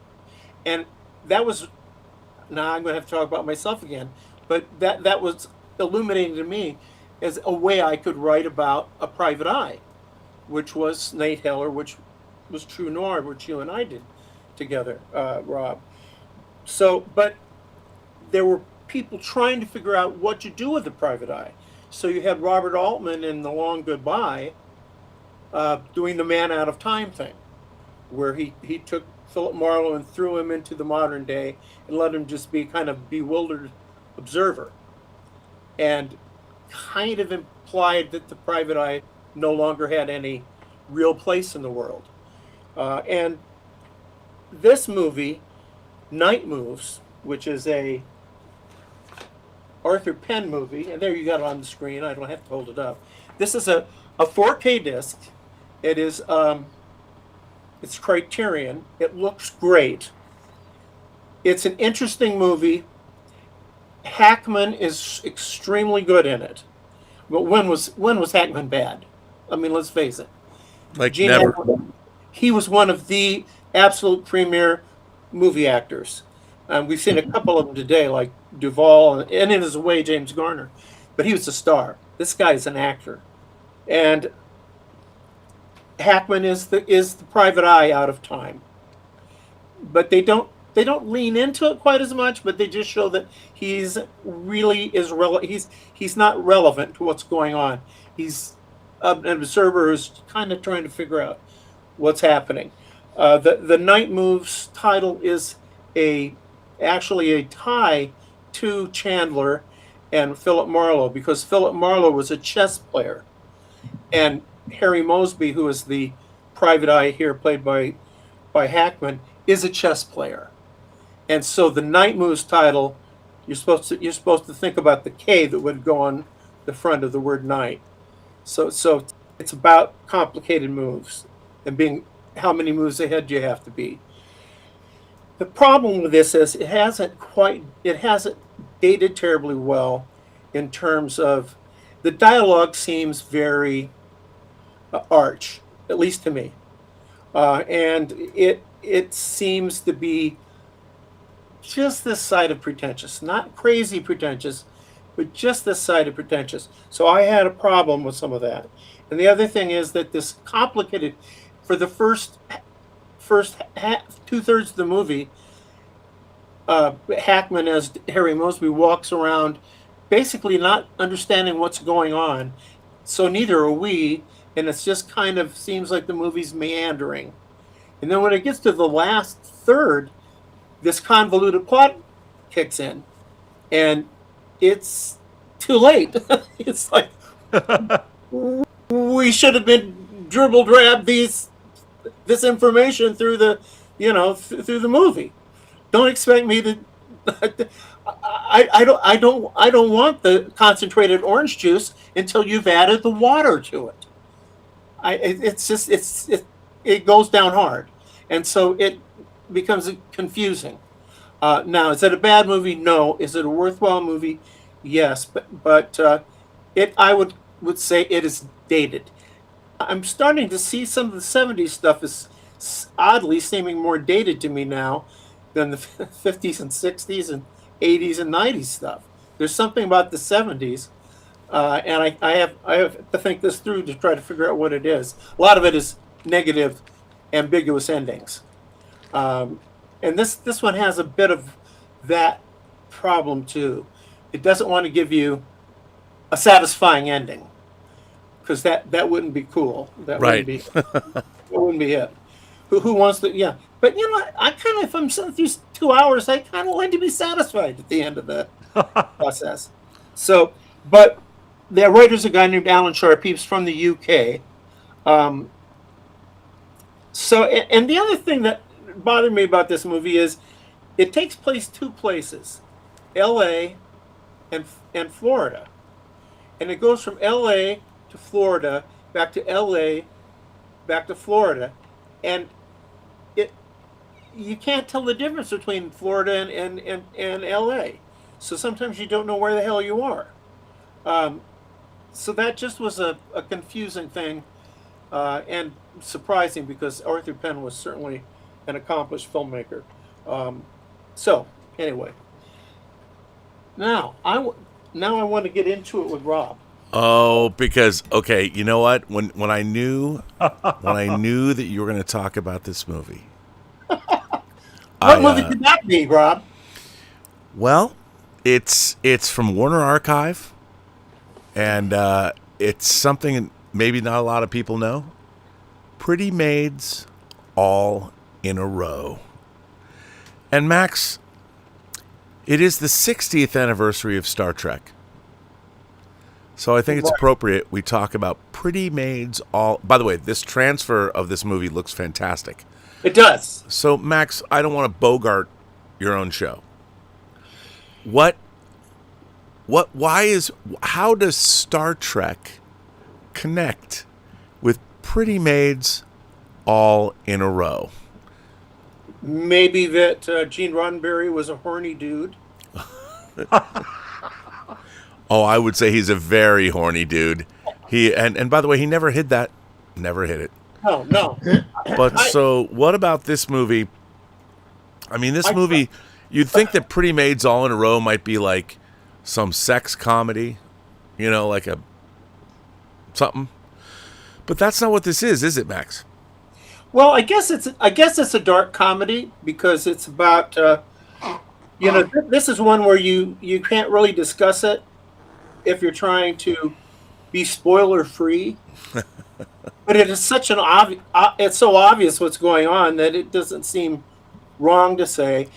Rock Hudson, who's a well-known womanizer, as we all know, Rock Hudson is like a coach of a high school football team, and he teaches apparently sex ed, I guess.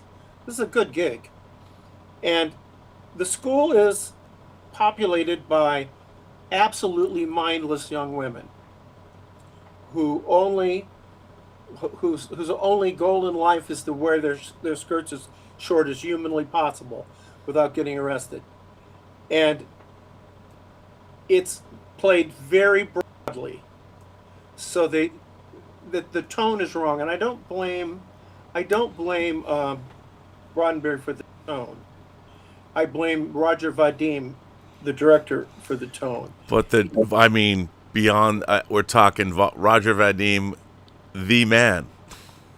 Well, God Created Woman was his movie, which introduced the world to Bridget Bardot. Yeah. I mean, he has now justified his existence, right? And he did Barbarella, which is kind of you have to kind of work to like that movie. I can get there. How dare you? I can get there. How dare you? Barbarella, quite Contrella. Come on, man. Sing that theme song, Max. Sing it. No, I'm not going to. John Philip Law is Pygar. You have the Orgasmatron in Barbarella. Let me also point out, you have Dr. Duran, which is where Duran Duran got their name from. How dare you besmirch the greatness that is Barbarella. By the way, how Arrow put out... I like it. I do like it. I like it. It's fine. I do. I own it. I own it on Blu-ray. So you should own the 4K box set. Just saying, from Arrow. I don't like it that much. But tonally, I would love to know what you really think of this, because to me the tone is all over the map. The overacting by people like Roddy McDowall and Keenan Wynn, who don't always overact in movies. But Keenan Wynn and Roddy McDowall are a twofer. I mean, if you want them to overact, they will. Dude, I am not... They'll go there. I'm a fan of this movie as an artifact of... I feel about this movie the way I feel about the novelization of Star Trek the Motion Picture. You get a real glimpse of Gene Roddenberry the man. Well, I mean, I can see why you'd want to hang around this film set. I mean, there are reasons to be there. And I remember when Barbara and I went to this, because we're huge Star Trek fans. I mean, genuine, first generation Star Trek fans, and I was so pumped to see this movie because I thought it'd be wonderful. And then when I saw the credits, when you look at the opening credits, it looks like a Star Trek episode. I mean, it's same costume designer, all of this stuff, and you've got you got people like James Doohan, yep, and William Campbell was in 2 episodes of Star Trek. Squire of Gothos. Can you name? Okay, Squire and Trouble Tribbles. Well done, sir. Well done. And by the way, what was the name of the episode of Deep Space Nine he was in? Oh, I don't watch Deep Space Nine. I'm a purist. Okay, well, William Campbell, Michael Anzara, and John Colicos came back to play those 3 Klingons in the second season Deep Space Nine episode called Blood Oath. I should track that one down. Bro, you should watch it because it's dope. It's from a novel by a guy named Francis Pellini, and I tried to research him a little bit because I had actually read this book when it came out, and my memory isn't that great, but I think it was played much straighter. think it was more deadpan. And I think this would have possibly worked better deadpan. But they lean into the absurdity so much that it becomes, well, I think the word that Roger Ebert used was embarrassing. And that I think is, so you got all the girls are vapid, all the males are idiots. Is it a whodunit? Well, obviously it must not be, because we can tell what's going on, even though they don't cop to it till the third act. I don't know. Rob, what do you think of? I mean, I own it, and I owned it when I owned the previous Warner Archives DVD, and I saw it in the theater. So I'm obviously on some level I'm committed to this movie. It's not great.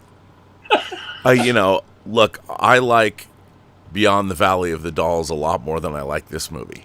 But yes. I mean, if you think about Russ Meyer, what Russ Meyer would have done with this, because he would have taken it there. He would have gone there. Yeah. And This, to me, it's just a strange artifact from Roddenberry's career.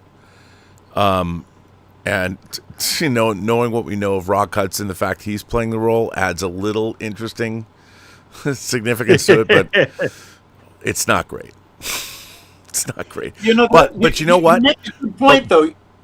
But God bless George Feltenstein. Oh, God bless him. God bless him for putting this movie out, because he knew the Star Trek connection, but he also knew the absurdity. I mean, this is a cult movie. Did I need to watch this movie yet again? No. Yes, did you I? did. Did I? I watched the whole thing. Well, it's funny because I would say this is an example of a film that most people don't have no knowledge of at all. And I think one of the great things about what George Feltenstein is doing, George Feltenstein is stealthily adding to the pantheon of, his choice of films. People need to start respecting what he's doing, because his knowledge of incredible films is one thing. I mean, they're 4K, the George Stevens 4K, and now they're doing they're incredible stuff. I mean, but the fact that, hey, George, you did give me, I know, it's not in 4K, Wild Wild Planet, The Green Slime, and Pretty Maids All in a Row, and Don't Be Afraid of the Dark, and Bad Ronald, and 2 different versions of The Bermuda Depths. The man is doing God's work, and he understands the gestalt of who we all are. That's what George Feltenstein does. And you know what? If the Paramount Warner Brothers merger goes through, I'm going to personally write a letter to David Ellison saying, if you don't make George Feltenstein your film czar, you do not understand this business. I'm just saying. Because the man is a national fucking treasure. Well, my last word about this movie is, there's a certain kind of movie for me that I may have seen when I was like in my 20s. And then a certain number of years pass and I think, maybe I was wrong about that. Maybe I wasn't ready for that movie. And then you watch it again and it's like, no, it still sucks. And then a number of years pass and you go, I give it another shot. Give it another try. I mean, you're not the same person you were. Maybe you're more mature. Maybe you've got a better understanding. No, it still sucks. And it just doesn't change. It's just frozen in its mediocrity. So I feel about my own life. Anyway, so that was included in this personal edition of True Noir because I am a Star Trek fan. I mean, my wife and I stood in freezing cold snow waiting to get into a Star Trek the Motion Picture, which I saw in the theater, I think, 8 times. 11 for me, but yeah. Well, you've always been just a little bit more superior than I ever will be. That is not true. But so that's it, gentlemen, for my very Contribute. Just quick, Max. From the live chat, Rob Saint wants me to tell you, please tell Max I loved his John Sands books. Oh, the John Sand books? Well, Yeah. I'll mention what those are because almost nobody has read those because the publisher has done. Rob Saint here says, tell Max I loved his John Sands books. Well, the John Sand books, published by Wolfpack, and they among all my publishers, they probably did the worst job of anybody because nobody's seen these books. But they are the concept of the John Sand books is that John Sand is the guy that Ian Fleming based James Bond on, which was my excuse to be able to just write James Bond books. And he's married and retired, but guess what? He gets drawn back into this stuff. And I did 3 of those with a guy named Matthew Clemens. They're quite thick. You can get them as an omnibus, and just get them all in one. And I had a wonderful time doing those because I love Ian Fleming, I love James Bond, and that was I found even though I didn't make any money, I would prefer to make some money, but I'm glad I wrote them. By the way, Max, there's Alexander Wilson is fired in. Do you watch a YouTuber named Michael Franzi, who's a former mobster who does a lot of he's got a great channel. He now sells wine. You ever watch him? Is he the guy that rates the different movies as to whether they're... Yes. Yeah. Because I think Road to Perdition rates pretty high with him. Yeah, I really love him. I watch him a lot, and so he says Michael Franzi, I think that's how you pronounce his name, said that the 1996 HBO movie Gotti, starring Vinny Pastore, was the most accurate mob movie ever created. Is that the one where Armand Sante plays John Gotti? Yeah. I love that movie. He said Anthony Quinn's performance as Gotti's mentor was one of the greatest mob performances ever. Y'all should check it out. Oh, I saw Gotti when it was first on. Friends, is it Frenese? I think it's Frenese, maybe. His mob family was the Colombo family, and they owned the distributor that financed the Texas Chainsaw Massacre and John Carpenter's early work. Guess what? They ripped the creators off and didn't pay them anything. The Colombo boss. How's that different from the non-mob people? That's Hollywood, man. That's they're Hollywood. And then he goes on to say the Colombo boss in the 80s thought that the mob members controlling the film distributor were skimming off the top and set up a meeting in Brooklyn at a park to have them killed, but they were able to fun away. But the hitmen were shooting at them as they ran. Okay, ran away. During the chase and shooting, one of the hitmen inadvertently killed a nun. The hitman was in prison in the 2000s and had cancer during treatment. He had a dream that he was going to die and then burn in hell for eternity for killing the nun. The hitman admitted to law enforcement officials, that he killed here because he didn't want to go to hell. From the Texas Chainsaw to the killing of a nun to a guy confessing to it because he didn't want to go to hell. What a crazy story. That's the 1970s, man. That's showbiz. That's the movies. That's Alexander. I didn't know that. That's very, very interesting. I wonder if you're talking about like VCI, because the films that were like VCI was Dark Star. I don't know who distributed Texas Chainsaw. Those are a bunch of very, I believe, honest people in Texas. They're literally in. Oh, VCI are honest people. Well, they're in the movie business. Yeah, I was like, wow, that's. I mean, it's amazing. Irene Jobson, who we haven't seen around these parts very much, who's absolutely totes. Irene Jobson is totes adorbs. And she says, love you guys. Sorry I'm such a stranger. Kisses. Here's to trash and filthiness for life. Well, Irene, you know what? You always have a place here amongst your family. So no matter what. Richard Curtis says, I watched Thunderbolt on the Jackie Chan box set. It's fantastic. Like Chinese Fast and Furious with a John Woo section mixed with the best parts of Pixar's Cars or something. Not doing it justice, but I liked it anyway. Wild potpourri. And Irene Jobson goes on to say, "Thanks for sharing with us your time, Max."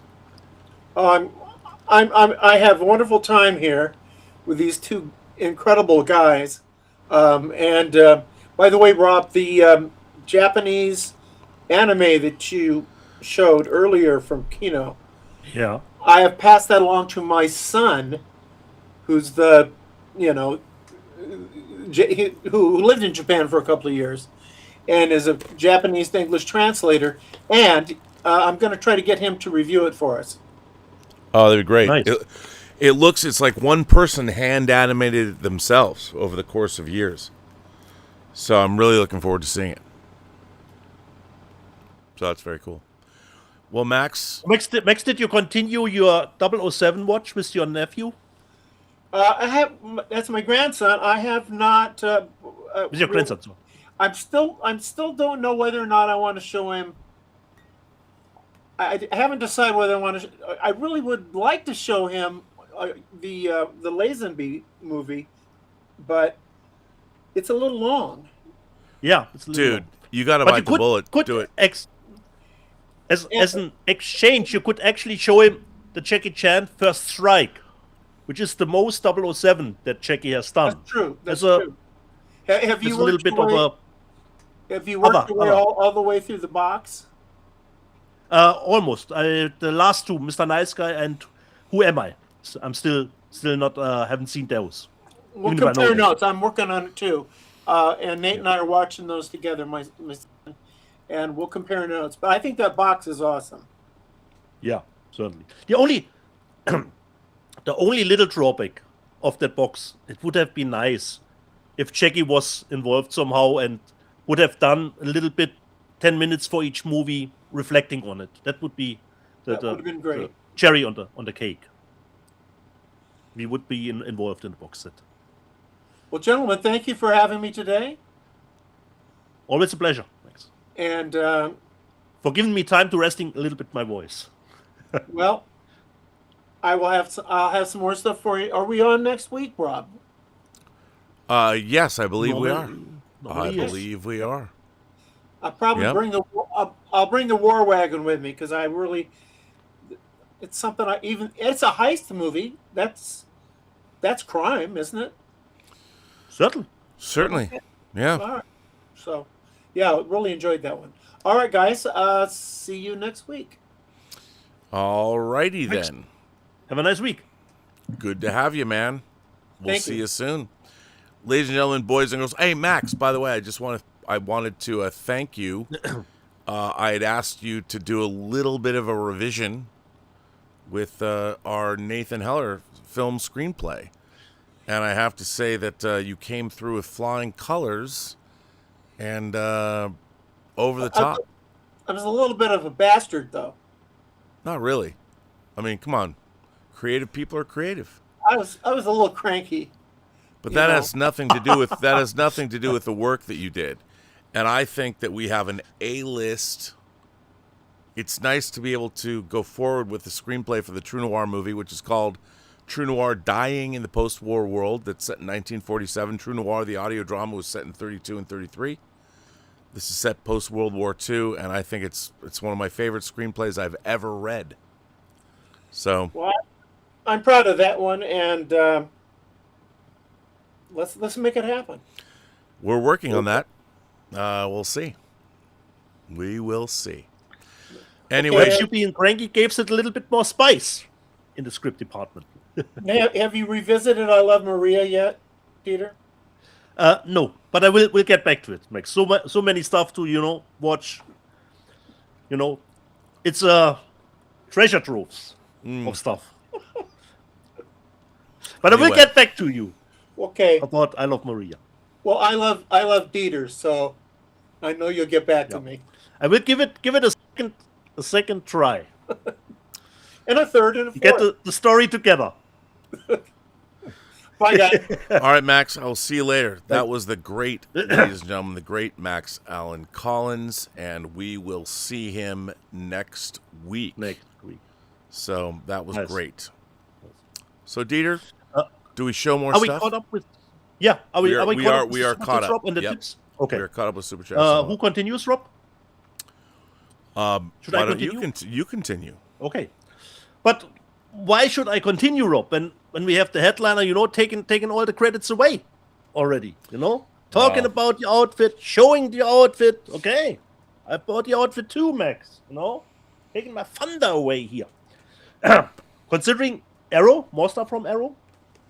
This is actually it's a 4K of the original Ju-On. So, which we all know, those Japanese movies, a lot of them got remade in the States. Of course, we will get booklet for it from Arrow too. And let me see. Yeah, I swatched to the reversible cover artwork. And the cards, I've watched all through the cards from the Arrow stuff. It's mostly the stuff that we already know, or perhaps Rob will mention in the news section. I have no idea. So we have Ju-On. Then I think, I'm not sure. Okay, Rob definitely had the news section, but I think you already showed it, Rob. But I don't know. I bought from Arrow Red Sun with all those nice little people. Nice collection of international stars. Love the different cover artwork here. You have the 4K. So usual stuff. And this one, this card drop actually surprised me. That Arrow is putting out extra. Yeah. Here we have the booklet for Red Sun. Yeah. Which I'm really looking forward to, because I believe not seen Red Sun. Wait, I will put the extra card a little bit behind the... Yeah, Extra, not... here. Even though I already own a special edition of Extra. I don't know why, but Yeah. I do. So... And before Rob and I started to show, Rob already put that title in a safety slip, because he gotten it too. This is the last Arrow title that I will show. Soylent Green, which comes with original artwork. Yes, I Rob put it has in my cover. Yeah. Get the 4K booklet. I mean, this film, rewatching this, it looks... I've always loved this movie. It's based on a Harry Harrison story called Make Room, Make Room. This is one of the great... Charlton Heston did a triptych. He did Planet of the Apes. He did Soylent Green. He did The Omega Man. He starred in these early 70s dystopian genre films. The Omega Man, of course, was based on Richard Matheson's I Am Legend. This is Harry Harrison's Make Room, Make Room, and Pierre Boulez's book, Planet of the Apes, and, of course, Beneath Planet of the Apes. This film is what I imagine living in the Islamic Caliphate would be. Women are considered furniture. They're called furniture, and it is a overpopulation. This is an Islamic socialist nightmare movie. And when you see what Mandami is doing, the current mayor of New York, this movie is about his ultimate version of New York, where it comes to the point where they've taxed everybody away from the city, so it's all overpopulated. Everybody's living in this 2 people, 3 people to a room, and everyone's waiting for food called Soylent. Soylent Green being the best, and really what it comes down to ultimately is that all of us will commit suicide early, so we'll get turned into food. No spoiler alerts here, but this film is pretty great. And Ron Grenier, who did the score for The Prisoner, does the music for this. I love this movie. I love this movie when I was a kid, when I first saw it. I love the fact that Warner Brothers and their deal with Arrow is going to allow them to put out all of these classic films that they own. such as this, such as Forbidden Planet, all the great early 70s dystopian sci-fi films. Logan's Run belongs right in this. It's great to have this, and this version that Arrow put out is incredible. So if you want to know the future of Madami's New York City, this film, it does say that this takes place in 2022, but if you move the date up, you change one number and made it 2032, this is what democratic socialist New York is going to look like. You know? All the squatters will have taken over everyone's apartments because they got doxxed, and they're all going to be eating one another, literally. Love it. Love it, love it, love it, love it, love it. The card in the box actually shows Rumble in the Bronx. I don't know if that could actually be a sign that Arrow will release the titles individually from the box set. Perhaps. That's interesting. So, I love Sonic Green, by the way. Assumption, or perhaps just the big one, like Rumble. So, so Soylent Green. Then let me just see. Rob, you had that in the news section, but I have not seen it because I've gotten it probably yesterday or on Friday. But I couldn't resist it. Let me just see, from TF, from the English label TF Films. Strong Bloody Violence 18, the movie Elevator. So, blind buy for me, Cat in the Bag. So, we have different cover variations here. I have no idea what to expect here. Perhaps some virus stuff. Drop is always there for. So, and like I said, you actually have the slip, then you have even a different cover variation here. Let me just put this back. Totally Cat in the Bag for me. There's a booklet here. Probably some production notes about it. No idea what to expect. So I can go in. What I like to do, go in blind and watch Elevator. There you go. Which comes with this nice slip.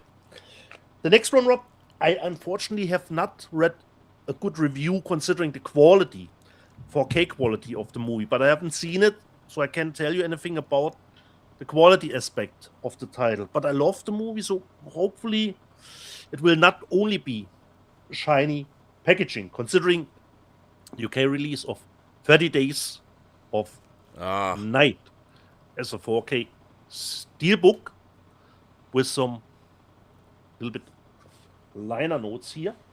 So we get the same as the slip actually is the steelbook here. But I read a review about the 4K, which was not really that thrilling poster artwork. So we got the 4K and the Blu-ray. And I will watch it and certainly will get back to the original Blu-ray from Sony, which has an older release date now, to see how they compare. And here we have the nice booklet for the movie. I haven't seen it in a long time, but I remember loving it, especially Melissa George. At the time, she had really nice titles with Triangle and what was the other one? A Lonely Place to Die, where she climbed the mountain. That was really great. So 30 Days of Night from, actually, let me just see. This is from Icon, actually. So, and the back is really nice. So it's at least shiny, Rob. At least shiny. Then you have to help me out, Rob, here. I did just a little research about the movie, but I don't know what to expect here either. Perhaps you know this movie. This is a media book. Let me just see. Maybe. It's just a Blu-ray, and the movie is called, say it correctly, Litan. I know nothing about that movie. Oh, okay, bro. It's actually, let me just see. It's a French movie. It seems I did a little bit of a research from 1982 from Jean-Pierre Mocky. So it's totally a blind buy for me. Litan, which came out new here, but it's a Blu-ray, it's not a 4K, and actually a pretty extensive media book part. So look at those nice pictures here. I have no idea if it just be a visual feast or if there will be a story too. And I think there were different. Could be wrong. I think there were different cover artworks. So totally blind buy for me. Ethan. So the next one, luckily through doing the show with Europe, I have not only the connection to you, but to other people in the States. If I want something, I can reach out to somebody to get me stuff that's limited or that the company won't ship internationally. Sure. So I will probably have the Kill Bill special edition coming up. But since I love the movie so much and I thought the regular cover is nice too, Rob, so I just got the normal one. I'm just hoping Lionsgate sends me the deluxe edition. They've sent me everything, but I have not got the deluxe edition for this or the Hearts of Darkness, the documentary from. I haven't got that either. So I don't know if I can make it visible, but the swords here are a little bit more shiny, Rob, than the rest. Unfortunately, the cover underneath is the same. But what I really love, what Lionsgate has done actually with the discs itself, you have the 2 Blu-rays and the 4Ks. If you look here, and then I go beneath that corner, and here, of course, is Kill, and the last disc says Bill. That's really a nice idea, and we waited a long time for this, but finally it is here, and even in Germany, finally it's available to pre-order because it came a little bit out later here. And Rob, I have 2 big ones left, but I will save them. I give it over to you for your second haul. okay, well, got a few eclectic things. Some things that I missed. I mean, I saw Hokum earlier this year, but Oddity escaped me. So I didn't. I liked Hokum. You have not seen Oddity, Rob. I had not seen Oddity. I loved it.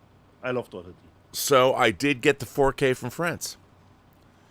Oh, So, nice. So yeah, there's nothing, but it is a 4K from France. You can see that it's Rob, there French. was a jump scare. I jumped. I can't tell you how I jumped. I have not watched this yet. Can't wait to watch it, but I loved it. have it. And then speaking of For me, movies, Daniel McCarthy is 3 out of 3, Rob. No. well, here's a movie that I did see that I somebody brought it up, and I felt guilty not owning it because I love this Okay. director so much, but because you can't get it here in the States. Oh, I finally busted on Coppola's Megalopolis okay. in This is, 4K. it came in 4K out in UK. Okay. Yeah, got the UK edition in 4K, and I had to have it, double disc set, both 4K and Blu-ray. Had to pick it up, had to own it. Call me crazy, call me what you want. No. But now, I did get a package from Lionsgate. Now, I gotta say, I was asked pretty late in the game to write an essay about The Descent Part 2. I think The Descent is one of the great horror films of the 21st century. Correct. I think The Descent Part 2, while not a bad movie, is a betrayal of the first film and on a number of levels, bringing back a character who obviously died and played very unfair with the audience. So I was asked to write an essay about The Descent Part 2. I thought it was a great essay, but it was not exactly... I could not write... Endorsement for the movie. No. But I had to write it very quickly. I turned it in, Yeah. and they said to me, they're going to go in another direction. So Your Hollywood After- career, Rob. now It's nice after when we go into another direction. after I had done this, Yeah. Madam President Lisa Stevenson wrote me back and asked me if I would update. Is there a way I could rewrite my piece and make it a little less harsh? So that piece was rewritten and it was submitted, but it still did not make it onto the Lionsgate Limited website. Which I Couldn't thought, sell your authenticity, Rob. yeah. Damn you. But I will say this, despite all of that, Yeah. they did send me The Descent Nice. Part 2. So, Rob, it's been a long time. I remember I've seen it, and like you said, I think it wasn't that. I mean, Lionsgate Limited, of all the studios, and not just because I write essays for them, they are not half-assing it. Madam Vice President Lisa Stevenson and the people at Lionsgate Limited they're crushing it. They're crushing it. The Descent had one of the most unique designs ever. But here's The Descent Part 2, you know. And the work that they're doing, Awesome. it's and look at this. Can you see that? Look at that. How fantastic is that? Yeah. Everything Lionsgate Limited does, and if they make a mistake, they fix it. They made a mistake on Leprechaun, the transfer, they fixed it. You know, oh, see, now I've put fingerprints all on the shiny black, which I don't like to do. Yeah. So I'm going to put it back. But I would say that That's the Lionsgate problem Limited, with the shiny ones. it is. But I would say that you know, you can just buff off your fingers, and because you don't want to do that. And then that's why I use these slip cases. That's why I get these, and I put my steelbooks in them. Actually, I put all my 4Ks in them. One day I'll go get around to doing all my Blu-rays, you know, before I'm dead. But so anyway, so Lionsgate sent me that, and it looks presumably, I mean, not presumably, it does look fantastic. I did throw it in, and it looks fantastic. Did I found another person who wrote the essay, Rob, for the Descent 2? What's that? Whether? Did I found another person? No, who wrote they the essay didn't. for- They didn't. And Lisa came back and asked me to rewrite it, which I did. And, well, it was rewritten. And they didn't use it. It's not on there. As far as I know, I haven't looked. Maybe it is. But I did write it. I don't think they go back and rebuild their pages again. So it was a futile effort. But Okay. to go on with Lionsgate Limited, I know we talked about it before. Furious. Ooh. Another banger. I gotta say it. Look, I might not have loved this movie, but I am not. It's already I'm here. out, Rob. Oh well, it's not quite out a yet, little but bit they sent Okay. it to me early. And I mean, first of all, because Lionsgate Limited is crushing it. Look at this cover. I mean, it's raised, spot UV printing, and take a gander. A second cover, Nice. right? I mean, dope. And then you go in here, and it comes with, look at this. There are Furious trading cards. Nice. I mean, that's pretty dope. Love it. And there's a booklet. So again, Lionsgate Limited is not half-assing this release. Yeah.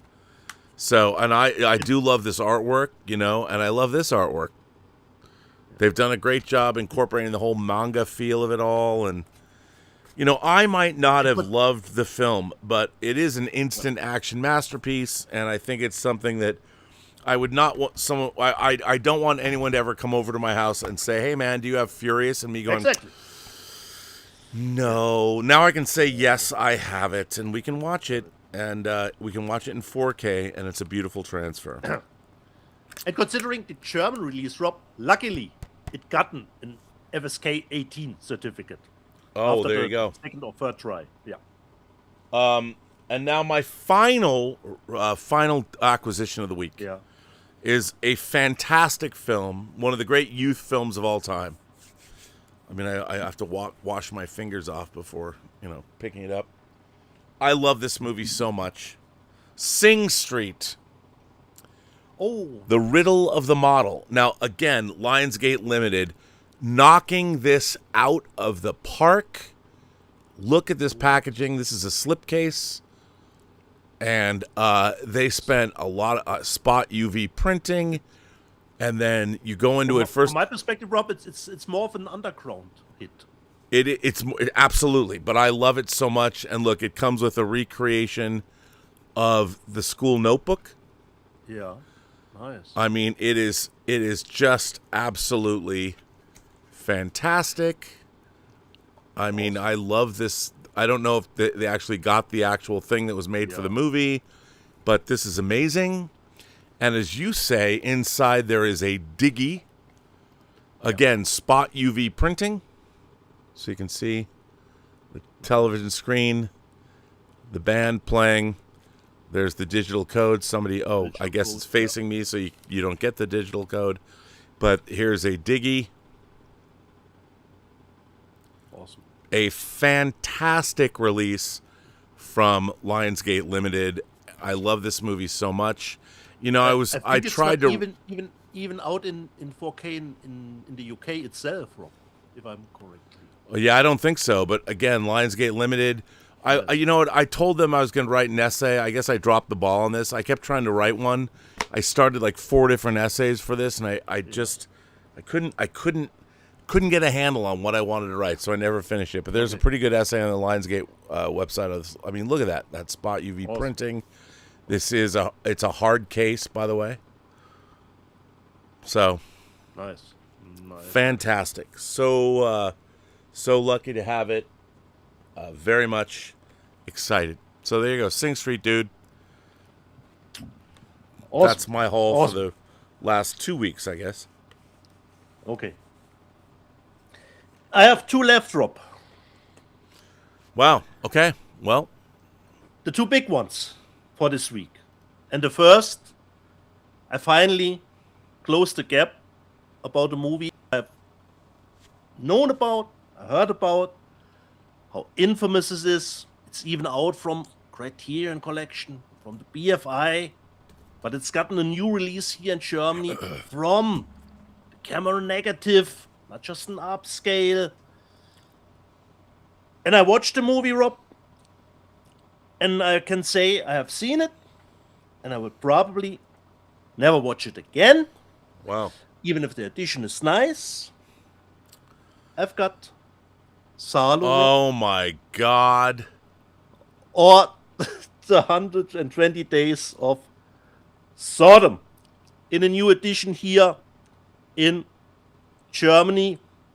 It comes with English subtitles, with everything you need to know. That's the They same even company do- that's putting out Solaris and Stalker. No, Rob. No, it's Rob. This is not. a different company. Oh. It's a different company.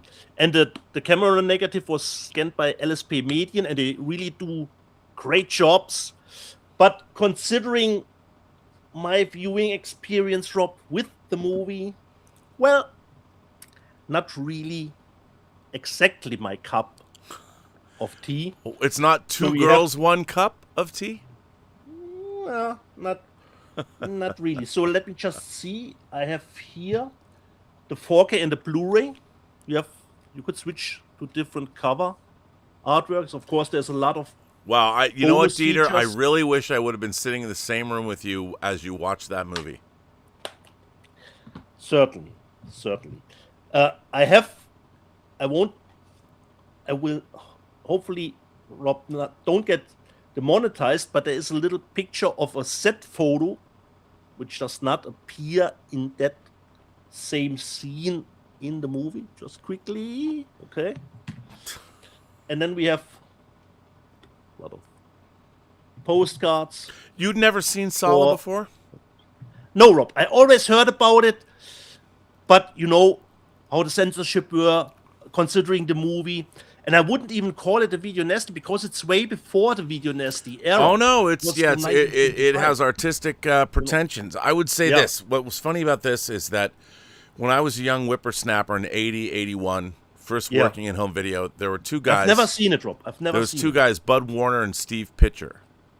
Yeah. And the one movie, they showed me everything. They showed me I Drink Your Blood. They showed me Texas Chainsaw Massacre. But they drew the line at Solo. They are your best friends ever. They would not show me Solo. I'm like, what? Why? Come on. Why? You've shown me Texas Chainsaw, and I'd never seen. I'm 13 years old, 13, 14. Yeah. And nowadays, if my parents, it's amazing that my parents are like, well, where are you going? Oh, I'm taking 2 buses to go to my friend Bud Warner's apartment, who was like 38, wearing a trench coat. and he's like, well, hey, kid, let me show you Texas Chainsaw. They would not show me this movie. So... They are good friends, Rob. They are good friends. We had a revival theater. We had the Neptune in Seattle, Landmark Theater, that would show all of these films. And in high school, spurred on by my friend Mark Elfendahl, we would go see the most extreme films we could see. And I'm like, hey guys, let's go see this movie called Solo. And, of course, nobody knew what it was except me. And we all go. And here's the thing about Solo that people don't... So Solo is about a group of fascists in Italy during World War II. And they're basically going to live out the ideology of the Marquis de Sade. The 120 days of Sodom. So what they're going to do is they're going to go gather the most beautiful boys and girls from the countryside. They're going to bring him to this castle, and they're going to have their way with them. And but it's done in a very Would you not agree that there's a lot of verisimilitude in this movie? This is not Ilsa She-Wolf of the SS. No, sir, exactly, Rob. Exactly, that is. I have fun with with the Ilsa movies, but this movie is, for me, I always consider movie entertainment. And of course, your movie can provocative, leaves you with a gut punch. And it's perhaps the strength of the movie, that there's not a character that you actually follow through the movie. No. But actually, that distance is even the detriment. It's even worse, because it's not like it's almost like you're watching a documentary. Exactly, Rob. Yeah. So, it is one of the most unpleasant experiences you can ever have watching a film. I would say that at first, and by the way, at first it's boring. Thank you, Rob. It's a boring film, and as you move into it, and then it gets to the point where you're now seeing horror and degradation presented in a matter-of-fact way that has because, again, it's so dispassionate, it's so removed. Yeah. And one of the most famous scenes, I'm just going to say it, one of the most famous scenes in the movie is they collect all of the feces of all the kids that they have corralled and taken to this castle. Yeah. And they collect it all, and they sit everybody down at a dinner table, and they serve them up the collected feces for dinner. Bon appetit, Rob. Bon appetit. Bullshitting. And I have to tell you, watching that in the movie theater, people were gagging. Yeah. Now, I know now that they use chocolate, to simulate. Obviously. But when you're watching it in the context of the film, when you talk about real transgression and real horror, and there's always a little bit, even Texas Chainsaw Massacre, which is peak verisimilitude, there is a wall between the audience and the movie. You're watching a projected image. This film, that wall crumbles. And great explanation. Yeah. And when you're watching it, you as a human being are left to confront, which one of the things I find so interesting about this is we now live in a world where human beings are condemning the actions of other human beings without understanding what those actually look and feel like. it's easy on social media to condemn somebody for ideologically doing something you don't agree with. But when you're actually watching or seeing the horror of what human beings can do to each other, I mean close up. I'm not talking about from a distance. I'm talking about watching one human being doing something to another human being close up. You don't come back from that. This movie does that. And it's fucking not fun. Even Rob, even by today's standards, still shocking. Even by today's standards. It'll never not be shocking. Here, Rob, in the booklet, you have all the newspaper articles, the German, about the movie being forbidden from back in the day,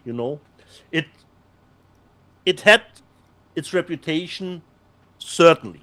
So it has a booklet, it's full of extras, everything you want to know about the movie. So they did go all the way. It's a new 4K scan from the camera negative.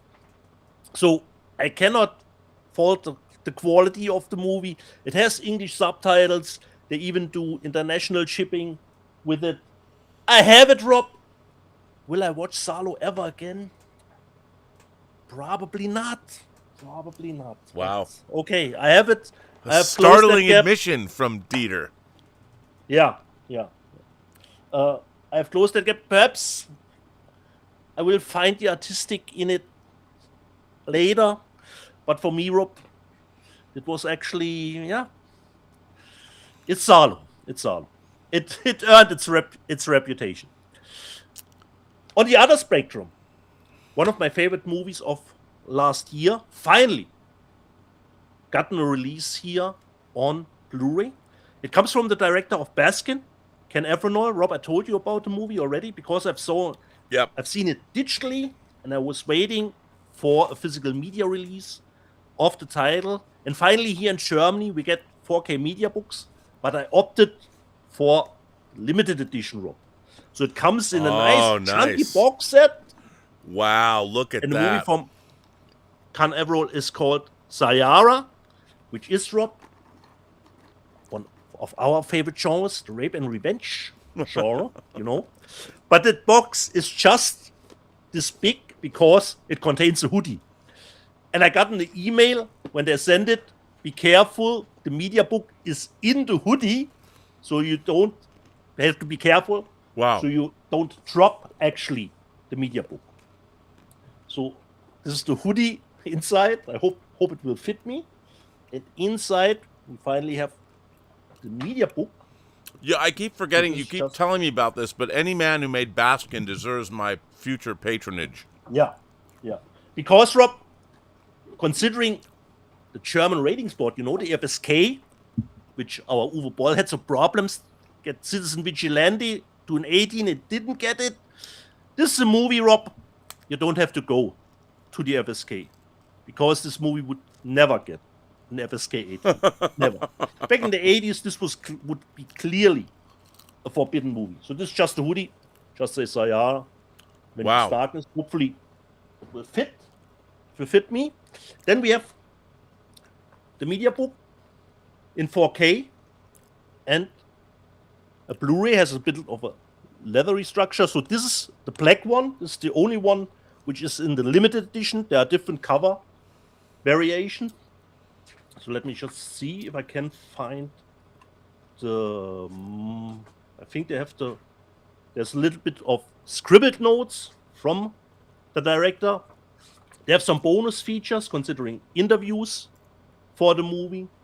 And Rob, this movie does not hold back considering the revenge part. There is, like you always said, Rob, you have to watch it at scale. It is definitely an independent movie. There is a continuity error that drove me a little bit nuts at one scene. And there's one scene, there is a really strange edit where actually a character jumps from one frame and then he's bent over. So there's a little bit jarring stuff in here. This is another cover artwork that's for the movie. And considering the main protagonist, Rob, she does something when she starts her revenge tour, which perhaps a lot of people will say, okay, I can't go with her anymore on the revenge tour. Can you this say is what that really- is? I don't want to spoil it, Rob, Okay. for people who haven't seen it. I don't want to spoil it. That's everybody watching let's- us right now. Let's just say, Rob, she kills people that were not actually involved in the rape. Let's just Oh, say wow. that. You know? No. So it's not all people that she kills on her revenge tour are physically involved in the act that kills her. And it's a little bit different because she's not the victim. She's just the sister of the victim. So we got a lot of pictures of the movie. So for me, I heard about it, how brutal the movie is, and it totally lived up to that hype that the movie has gotten. And it has an ending, Rob, even if it's done with CGI, because there's a little bit of a fire stunt in it. I can let it slide. I know it's CGI. Probably couldn't done it any other way. But for me, this was a great movie, considering our genre. And considering the limited edition, there's a little bit of envelope. I don't know why they put my name on it, but it's a nice thing. So we have a little bit of sticker. Wait, they And this actually limited edition is they limited- personally addressed that to you? Yeah, I don't know why, Rob. I have no idea. Actually, I have no idea So why. that's The that only was thing actually that in the box, that was in the box, Rob. Yeah, bro. that was in the box. Come on. The only thing that it's perhaps can be the first 70 who ordered this. It's limited to 111. Got a little bit of a signed autograph from Ken Arenol with it. The first 70. Here you see our main lead, him. And here we have, some nice photos. You know, the usual bloody stuff, Rob, that I love. So we Do talked you about know? Salo. Do you know what the title means? Sayara? It's her name. It's her name, Rob. It's her name. Oh, it's her name. Well, would you It's like her to? name. Would you Exactly. like to hear? So Sayara Yeah. is of Arabic origin, and it means traveler, wanderer, planet, or moving body. In Turkish, the historical related counterpart derived from the same Arabic root is Sayare, which means planet or wandering star. The root word sayar means moving or traveling, giving sayara definitions ranging from traveling group or caravan to a celestial planet, a wandering star in the night sky. The Turkish form, Ottoman and traditional Turkish, uses the adapted spelling as noted for planets or orbiting bodies. In contemporary everyday Turkish, the word for a motor vehicle or car is Arabia, whereas modern Arabic adopted sayara, especially for automobiles. Okay. There you go, man. Okay. Nice.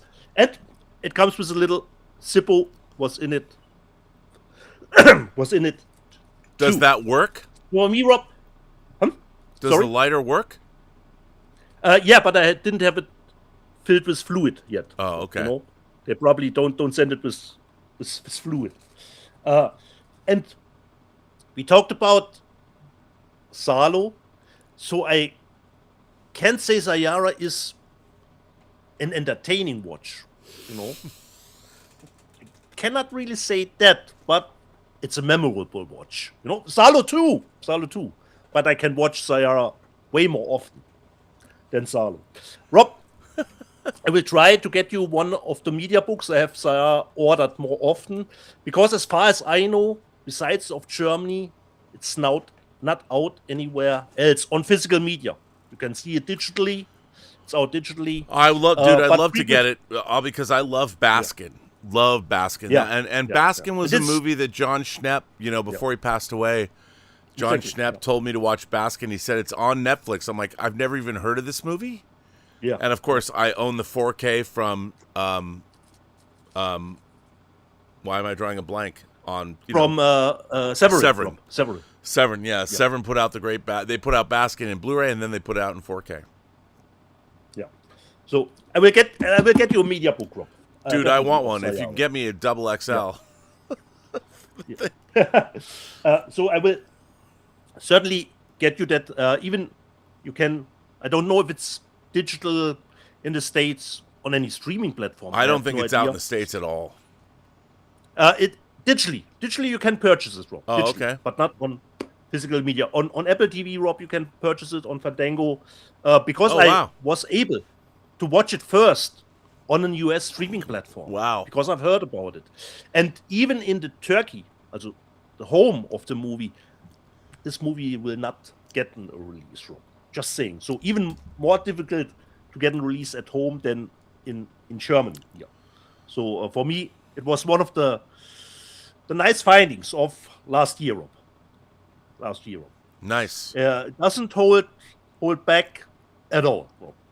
A journey you won't forget. And I will say, Rob, that sounds a little bit crazy. It has verisimilitude. I will say. I would say, yeah, it has. By the way, you know what the secret to the greatest exploitation movies are? Okay. They all have verisimilitude.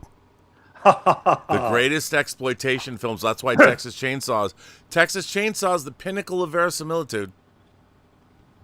Certainly.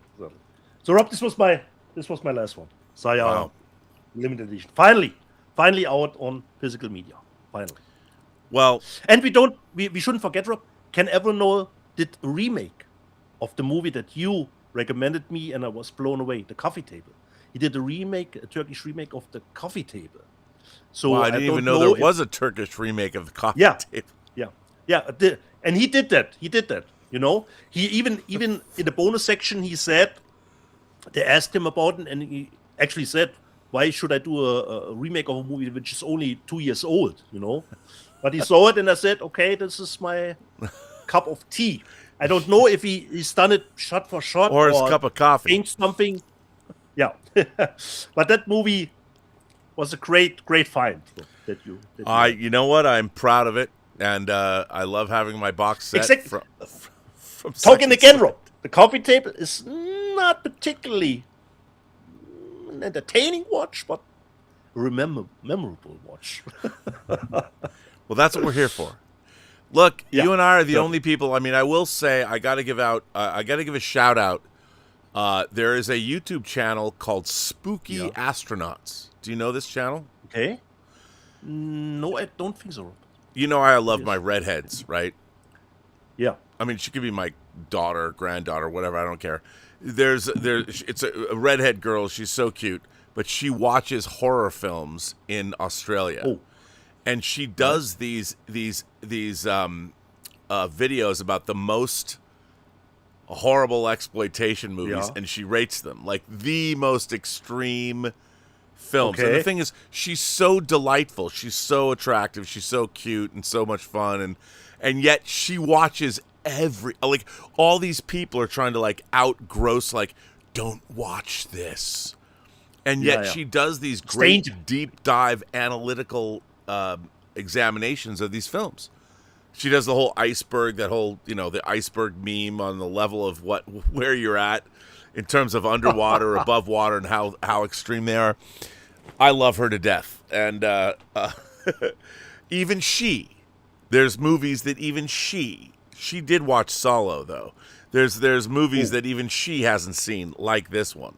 And I don't know if she's ever looked at Bastian. It's pretty new, actually, Rob. It's pretty new. It's not an old movie, you know. Yeah.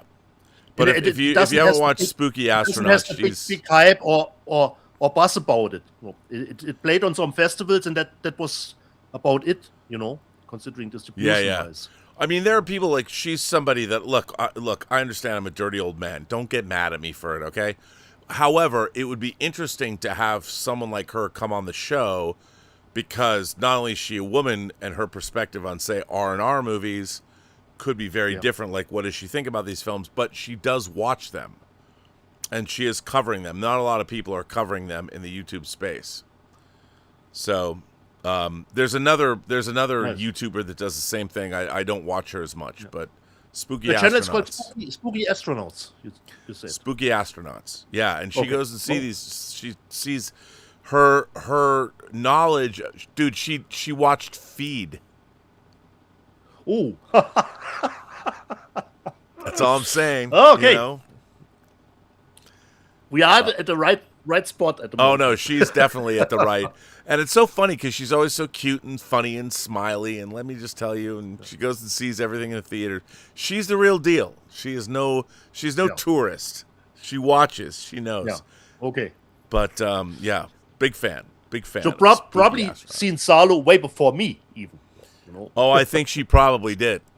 Yeah. And Yeah. brings the feminine Because I watched it perspective. 2 weeks ago. 2 weeks ago. So we have some more people. Yeah. Richard Curtis says, I watched, did I already say this? I already said that. The Thunderbolt and the Jackie Chan box set, Yeah. right? Correct. Irene Jobson comes back and says, thanks for sharing. Oh, I read that too. Foolish American says, logistically, how does it work with all the media you buy? Do you have Hank Pym shrinking technology? When did you last do a count? Are you going to do a collection tour? I guess he's saying that to the two of us. Rob, we should purchase together a storage facility where we can put everything in it together. You know, we strike a nice balance, you know. You probably won't show anyone how cluttered it is. No. I mean, like I might have to be moving out of here very quickly, but who knows? But I mean, for me, I would say that I have 2/3 of my collection filed, and it's definitely. I mean, how do you store it? I don't know. Yeah. It's a mess. I live in a house, won't- but nothing I own's in the house. It's all in here. I'm all relegated, and it's 180 degrees in here because it's a garage. My Robservatory is really a garage. Saying it is the Robservatory romanticizes it in a way that helps me cope with life. Nobody wants my shit in the house.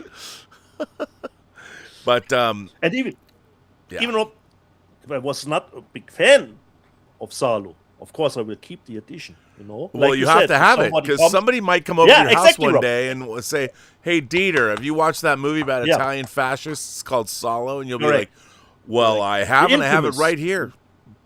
Yeah. Correct. So, you know. Yeah. By the way, Major Chai Chai says, just because she just threw in $5 to support. Thank you, Major. I appreciate that. I owe her money, by the way. But, you know, I think it's interesting that when you think about all the stuff, I mean, when it comes right down to it, I mean, what we're buying is not huge. You know, these aren't gigantic things, but No. it's always nice to have them. And Summarize too. when they are filed, though, it actually looks cool. Like, I like having everything filed to go over there. I remember back in when Blu-rays first came out, I had my first 2 IKEA Billy bookshelves. Or no, it was 1 IKEA Billy bookshelf. The tall, like, what is it? I don't know how tall it is, but a little taller than me. And I finally... like this one, Rob. Aren't those the IKEA Billy ones? Yeah. There's an IKEA Billy bookshelf. I filled. This was like I want to say this was 2008 or 9, and I had my first, and it was all filled with Blu-rays. It was packed. And I remember once I was hammered. I came home from some party, and I was completely inebriated. And I walk into my apartment. And it was a 2-story. I had stairs that went upstairs to my bedroom and stuff. But I remember that Billy bookcase. I would open. It had one of those old wooden doors that was circular. Yeah. Like it looked like something out of Tolkien or something. And I would open the door and I walked in and I remember being drunk and I turned and I was like, I looked and it was the first time I'd walked into my apartment when that Billy bookcase was completely filled up with Blu-rays. Totally full. And I remember being wasted, and I'm looking at this, and it was almost like it was glowing with greatness. Like, oh my God, high definition.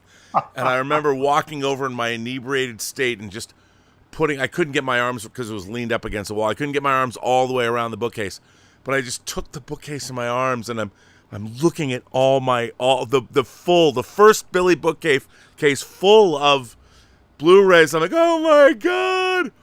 And I remembered my inebriated state. I felt like I transcended on my earthly plane. I had moved into a different part of existence because I'm looking at those first Blu-rays.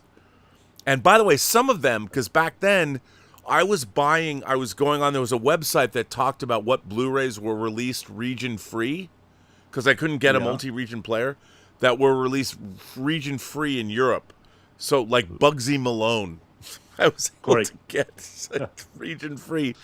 And I was buying those things, and I had them. And I was like, oh my God. Yeah, that was one of the big advantages drop when 4K came along and they said, no more region coding. Yeah, well, at least on the 4K discs. The Blu-rays with all the special features, they region code them. Thank you, Arrow. But that's okay, I understand. I ain't saying he should have killed her, but I understand. So, yeah, there you go. So, do I do the news? By the way, I have an extended news section. I'm not going to go through it all because everybody can go figure out what they want. But I'm going to cover the news the way I see fit. Okay. There's a few things that I want to talk about that I'm gonna rifle through the news because I did not. So we're talking. It goes back a couple of weeks. All right. So when I'm looking at great. So I'm looking at all of a sudden everything all of my news just disappeared. Okay, now it's all coming back. So here we go. So a lot of this you might already have heard of, but I am going to talk about it anyway because it's stuff that I think is important to discuss. Did I already do Perfect Strangers? I already did Perfect Strangers. Didn't I? We talked about You Bulky. I did the Kubrick box. Yeah, I already did the Kubrick box set and stuff. So let's see. Let's start. Perfect Strangers was the show. Am I right, Rob? Yeah. Yeah, we already did that. Yeah, you know what? So I'll just start from the beginning. Let's just start from the beginning. Look what we've got. Interview with a Vampire in 4K. Now, I love this movie. I was hoping Warner Brothers would do a box set like they do with other Warner Brothers movies. I love this film. I think it's great. Neil Jordan directed this movie. Neil the Crying Game Jordan. I think it's terrific. There was a lot of controversy when they hired Tom Cruise to play Lestat, but I thought he acquitted himself admirably. Big fan. Big fan. So can't wait to see that. Another great Warner proper release. Then we have Masters of the Universe. Thank God Amazon has a commitment. We're getting Project Hail Mary on 4K, I think, next week. Yeah. And Masters of the Universe is coming out. I love Masters of the Universe. I thought it was great. I will totally buy this. Any chance of how are our chances of a sequel for Masters? Well, they keep talking about it. I mean, if you look at the I think this movie, when people actually turn out and watch it, they're going to love it. I will tell you this: the odds of Jared Leto coming back and doing the voice of Skeletor is 0.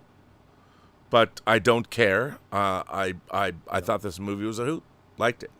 Yeah. Then speaking of things I also like, Queen in Budapest coming out. That's another Atmos release, a remastering of this concert. Very cool release from the company of Peter Jackson. Yeah. Yes. From Weta. All good. What's not to love? Then we have Hot Rods and Hot Chicks. If this isn't a Dieter Bastian title, I don't know what is. Mac Wheels and whatever this is, Hot Rods and Hot Chicks, 2 Southern Fried Speed classics. These are drive-in grindhouse movies. Why they're putting these out? Hey, they're DVD and Blu-ray. What's not to love? I mean, if you want to go that way, you can go that way. Then we have a new Joan of Arc film from France. Oh, I've seen that. That looked interesting. Have you seen the movie? No, but I've seen the announcement. Okay. Yeah, so that is coming out. Another always nice to see. You know, you can see Luc Besson's movie. Now you can see this. Compare and contrast. Very exciting. Then we have Night of the Hunted. Is this a remake? This is a Shudder original. Is it a remake of the Jean Rollin movie? I don't know. I didn't look it up. But is I it? don't think so, Rob. And it's already out in Germany in 4K for the longest time. But the Shudder one will, of course, have bonus features. And I have seen it, Rob, but I actually can't remember it if I liked it or not. All right. I'm just asking, is it a Jean Rollin remake? I don't know. I don't think so, Rob. I don't. And then we get to Arrow. And here it is, Dieter. Did you have the Boy Scouts in Germany? I hope so. Were you a Boy Scout? No. Now you can be the last Boy Scout. Arrow is finally releasing this Shane Black, Tony Scott banger. Certainly. And, they talked about the director's cut. They've got deleted scenes or whatever they've got on it. I mean, another great it's result. Just, I think on the special features it just says some scenes from the workroom. Right. So, here's what's really significant about this film. This was one of the movies that kicked off the great spec sale screenplay bonanza in the late 80s, early 90s. Okay. Shane Black wrote this, and this script was one of these compulsively readable, where Shane Black was talking to the reader. He knew exactly. He was coming off of movies like Lethal Weapon. This script was sold for $1.75 million after a big bidding war. Every single human being in Hollywood read this script. And the movie is good, but I don't think the original script was a little bit more depraved, and the depravity was really toned down in the film. But anyway, so The Last Boy Scout coming out from Arrow as part of their Warner deal. Looking forward to this. I mean, I don't think this is a great movie, but it's a good movie, and I love it, and I will buy it. What about you? Certainly. I love The Last Boy Scout. Haven't seen it in years, right? Really it's like The Long Kiss Goodnight. Exactly, Rob. Especially, I think, with a new transfer. Yeah, the old transfer is terrible. I think the look back then was always a little bit fuzzy. So fuzzy. They could never get all the, fuzzy. And Arrow's also putting out Future World. I mean, as much as I love the fact that they made these deals with, this is not a good movie. I've owned this movie. But the cover artwork is really nice, Rob. Yeah, the artwork is really nice. But I'm going to say it right now. As a sequel to Westworld, it's not good. It's not good under any estimation. I'll probably end up buying it just to have it. But I want to go out here. It's coming out, and I'm glad that they're putting it out. But Future World is actually going to be coming out. They haven't given us an official Logan's Run release date, and we're getting Future World. I mean, God bless George Feltenstein, the deal he made, but I get it. I'm getting Tequila Sunrise and Forbidden Planet, so I should shut the fuck up. But hey, Future World, I'll buy it. It's not good, but I'll buy it. No. Then we have obviously, was it Turbine that put this out in Germany? Correct, the great big box set? Correct. Turbine did a fantastic box set of The Frighteners. I did not buy it. I don't love this movie, but I love the fact that Arrow is putting it out in 4K in a big 3-disc. Even Next came down on it with his new watch. Yeah, it's not good. Don't love it. But hey, I love that for people that do love it, you can get it in 4K now, and you don't have to buy the Turbine box set. Another movie that I have in 4K already that Arrow's putting out, the Monster Squad. Wolfman's Got Nards. I like this movie a lot. That Arrow's putting it out probably looks fucking fantastic, so what's not to love? Wasn't it a steelbook in the States, Rob? Oh, yeah. Yeah, it's Scream Factory, But Scream Factory has abdicated their throne. They're not interested in doing what they used to do. Yeah. So, good on them. This might be the cover of the year. Look at that Cujo cover with that dog. Yeah. Oh, my God. Insane. Cujo, Louis Teague's Cujo. This is one of the great Stephen King adaptations. Really, really good. Done with real dogs, Rob. Done with real dogs. Done with real dogs. I mean, Cujo's not the greatest. I'm not as interested in this story as much. I mean, ultimately, it's about a dog that's rabid, and mom and her son are trapped in a car. And this is, of course, the great book that Stephen King does not remember writing because he was such a coke addict, as he's talked about in his memoir. But hey, there we go. Good movie. Probably a great, great, great special edition. So there you go. And then we have a Chinese Ghost Story 1, 2, and 3 in this box set. Look at this. I love a Chinese ghost story. A little sex, a little violence. Come on, what's not to love? Look at that artwork. I'll get it in 4K. Love a Chinese ghost story. And then we have the second Arrow video box set. Or is this the third Arrow video box set? I forget. I have the first one. These are not full moon movies. I mean, Joshua Tree. I mean, these are Rotor. That's great. These are all wacky video store. I mean, I would love to know how to get the rights to all this stuff. But, hey, what an interesting box set. Arrow does a great job. I have the first version. It's all full moon stuff. I don't know where these came from or what they had to do to get them. But, hey, pretty dope. Love it. Love Joshua Tree, actually, Mr. Dolph. It's pretty good. Then we have Catch a Fire, Derek Luke and Tim Robbins. This is just, coming out on Blu-ray. Hasn't come out in a while, but hasn't come out maybe ever. Then we have Incense of the Damned. This is a Hammer Films release. This must be Modern Hammer, or is this a 70s title, Incense of the Damned? Was this a babysitter I hated because all she did was burn incense? I don't know. Who knows? Incense of the Damned from Hammer. It's got an 18. What does that mean? Is there boobies and bush in this? No idea. It must be because it's 18. Or maybe burning incense is just so offensive it gets an 18 because that's what I thought when I was a kid. Anyway. The Kingdom. Imprint Television is putting out all 3 of Lars von Trier's The Kingdom in a box set. I love this. Pretty great stuff. Another great imprint thing that's going to cost you $50 to import wherever you're going to send it. Probably 60 or 70. Certainly. But I do love this. I might have to pick this up. Pretty good, Yeah. Then we've got Faces of Death, but this is the theatrical version, the narrative feature based on the originals. Coming out on Blu-ray if you want to get it. There you go. I missed this in the theaters. Okay. Then Universal catalog titles. Waikiki Wedding. Bing Crosby, Bob Burns, Martha Raye, Shirley Ross. I mean, I hope Bing Crosby wasn't marrying Martha Raye because that would be bad. But classic titles, emulating what George Feltenstein pioneered. College Swing. You know what? It's probably music related, not wife swapping, but you never know. Who knows? Again, Martha Raye and Bob Hope, and George Burns, and Gracie. George and Gracie, Martha and Bob. I don't know if I want to swing with all 4 of them, but hey, if you want, College Swing, there it is. They switch partners, or they're just playing music. Who knows? Don't know. Then Rhythm on the River. Again, Bing Crosby, Basil Rathbone, and Mary Martin. Great cast, and I'm sure they can swing. So, great. And then we've got Thunder Bay with James Stewart. I mean, Dan Duryea. I love it. Great cast. Don't know what it's about. I'd love to meet a woman with that cleavage. Then we have Rhythm on the Range.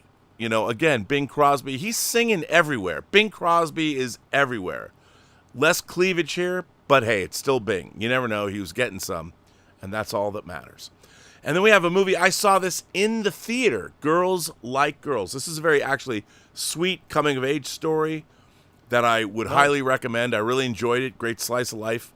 Based on the song that the director wrote. I enjoyed this movie. Okay. I might buy this. It's very sweet. I liked it.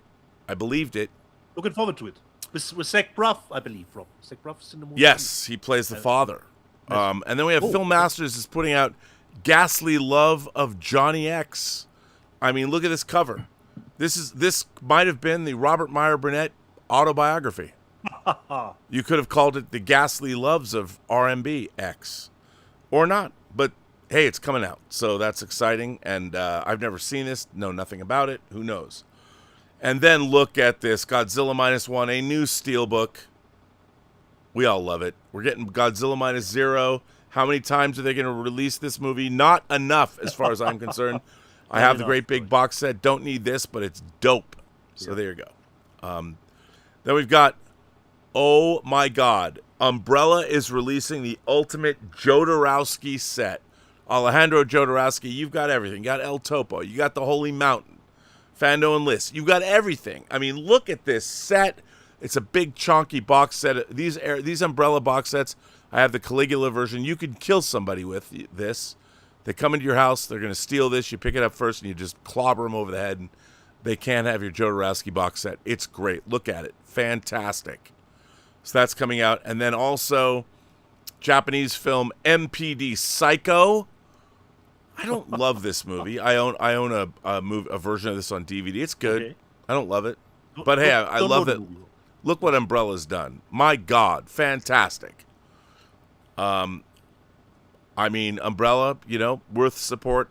But after you've spent all that money bringing in the Jodorowsky box set, there's no more money left for this. So what are you going to do? I'd go for the Jodorowsky box set. That's just me.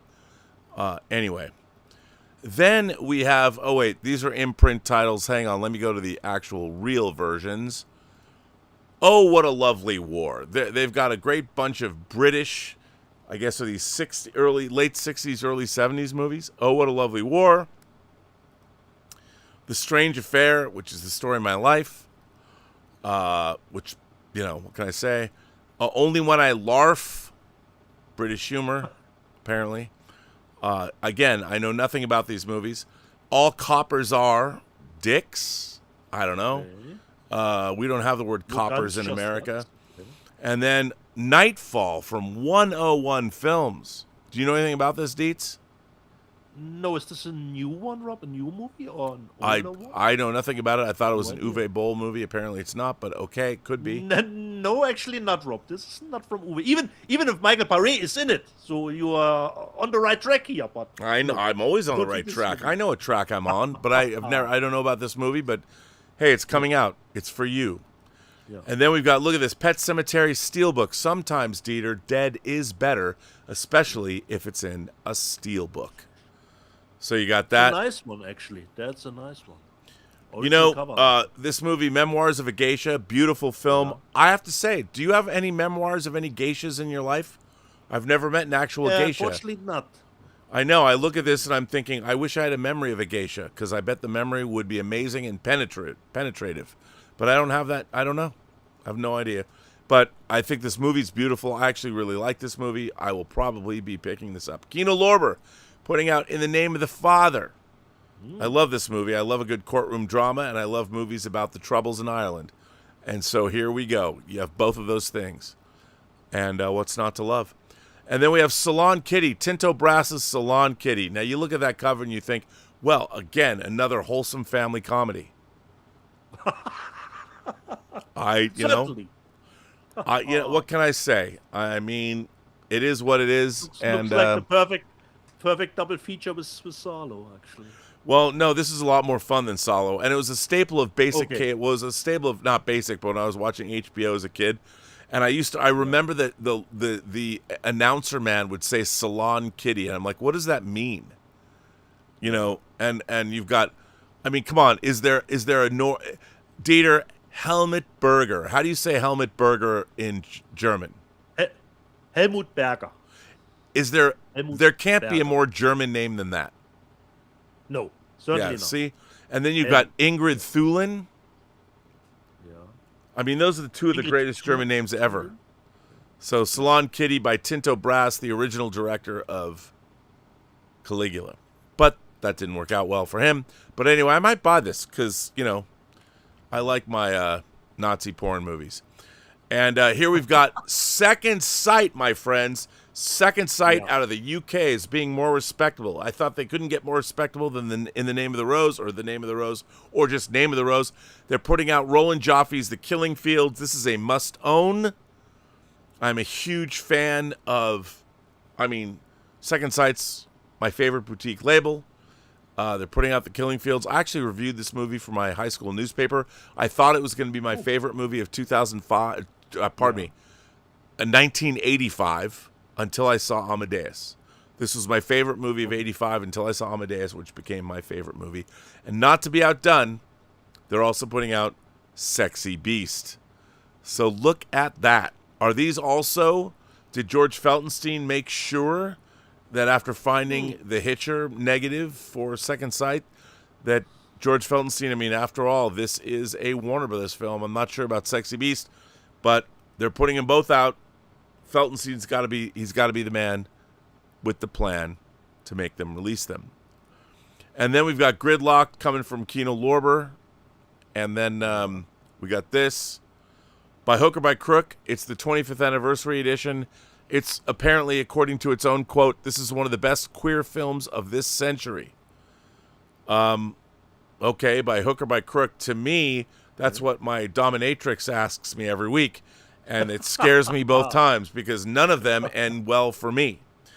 I'm just kidding. I don't have a dominatrix. Oh, wait. No, I really don't. So, those are the titles I thought were fit to print this week. Let's go to the top-selling Blu-ray discs. Michael, Lionsgate, number 1. And then Obsession, number 2 from Universal, if you can actually get it. The Super Mario Galaxy movie is number 3. The Office, the complete series, Superfan extended episodes, is number 4.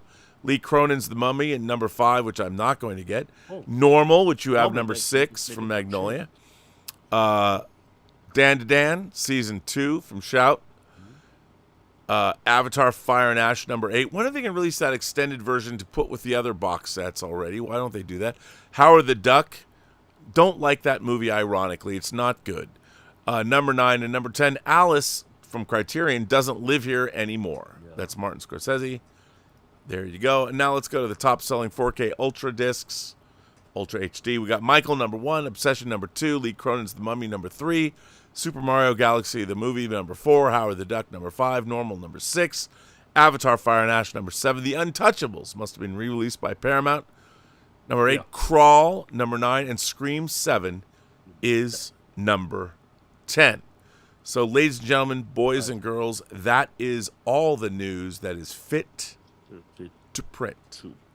As you can see, my shirt is just getting wetter and wetter as the day goes by.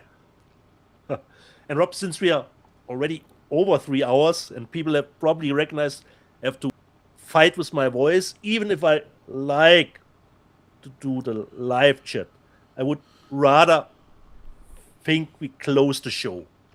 No. I have no problem with that because I'm melting. Literally melting. Yeah. My feet melting. Do we have some super chats left, Rob, before we I'm sure we probably do. Let's see. No, we have no super chats left. Let me check the tips and see if we have just the tips. Hang on. Sure.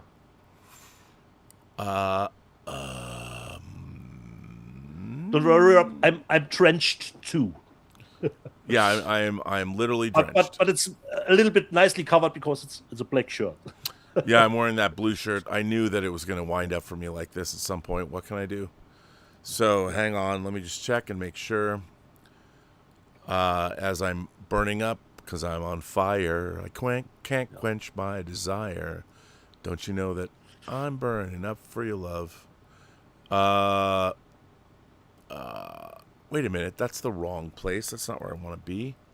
Hold on. I'm in the wrong place, Dieter. I went to the wrong place. Where I wanted to go was here. And nope, we are good. We are all caught up. Okay. We're all caught up. So, thanks, guys, boys and girls, for being here, for doing our show. We had a lot of stuff to show. I will keep the live chat. Don't worry. It just will get more piled in. But I think next week we will have lesser titles to show. So I will have time for going back to the live chat. So from my perspective, Rob, jede Person, die du triffst, hat eine Geschichte zu erzählen, die du hören hast. Alles, was du tun musst, ist zuhören. Every person you meet has a story to tell that you have yet to hear, and all you have to do is listen. I want to say thanks to all of our viewers. Thanks to everybody who supports this channel via Super Chats, tips, and memberships. I want to thank all the great boutique labels for doing great work. I want to thank George Feltenstein just for being George Feltenstein, because he's rad. I want to thank Max Allen Collins for coming on. I want to thank Tom Jr. Jackson and our moderating staff. I want to thank Major Chai Chai for being an actual major and who loves the space program. I want to thank all of you who continue to buy physical media and the very small but devoted fan base that we have here on this channel. Thank you very much. Certainly. It's a great show. Love it. And I want to thank Hope most we of brought all... the as always, the right balance between far off the mainstream stuff and even talked about, of course, Spider-Man. Oh, come on. one. People, no one has the diversity that we have in terms of worldwide cinema. We embrace cinema from all around the world. Remember, this is the first channel that supported African Kung Fu Nazis. And when they finish African Kung Fu Nazis 2, you can bet your bottom dollar that we will support it right here in the United States and in Saarbrücken, Germany. Let's face it, we are the people that storm your gates with great physical media. No matter what country you're from, we don't care as long as it's cinema. Yeah, exactly. That's Correct. right. And on that note, ladies and gentlemen, join us. There'll be a Observations later with Jeffrey Morris. We're going to be talking about the Eagle Obsession, not the Evil Obsession, but the Eagle Obsession yet again. He's been on the show before. I will be on the John Campea show tomorrow. And, you know, there's going to be more shenanigans to happen. Yeah. So thank you all. And we will see how the box office holds up next week. Looking forward to it, Rob. Unbelievable. Insane number. And we've And got if the record of Avengers Endgame will be broken. That's when true. the actual Could be. numbers Could be broken. come in. We also have two banger Korean horror films in Colony and Hope coming out. Yeah. From the director of Train to Busan, we've got Colony, and from the director of The Wailing, we have Hope. You know what? La Lisa might be Thai, but she's part of Blackpink, and that's from Korea. And I'm all about Korean movies this summer. I don't know what that means when it, you know, Boombaya. I'm an old man. What do you want me to say? On that note, I'm saying goodbye before I get in trouble and canceled. Correct. Goodbye. See you Live next long week. and prosper, but don't watch the swill that is Strange New Worlds.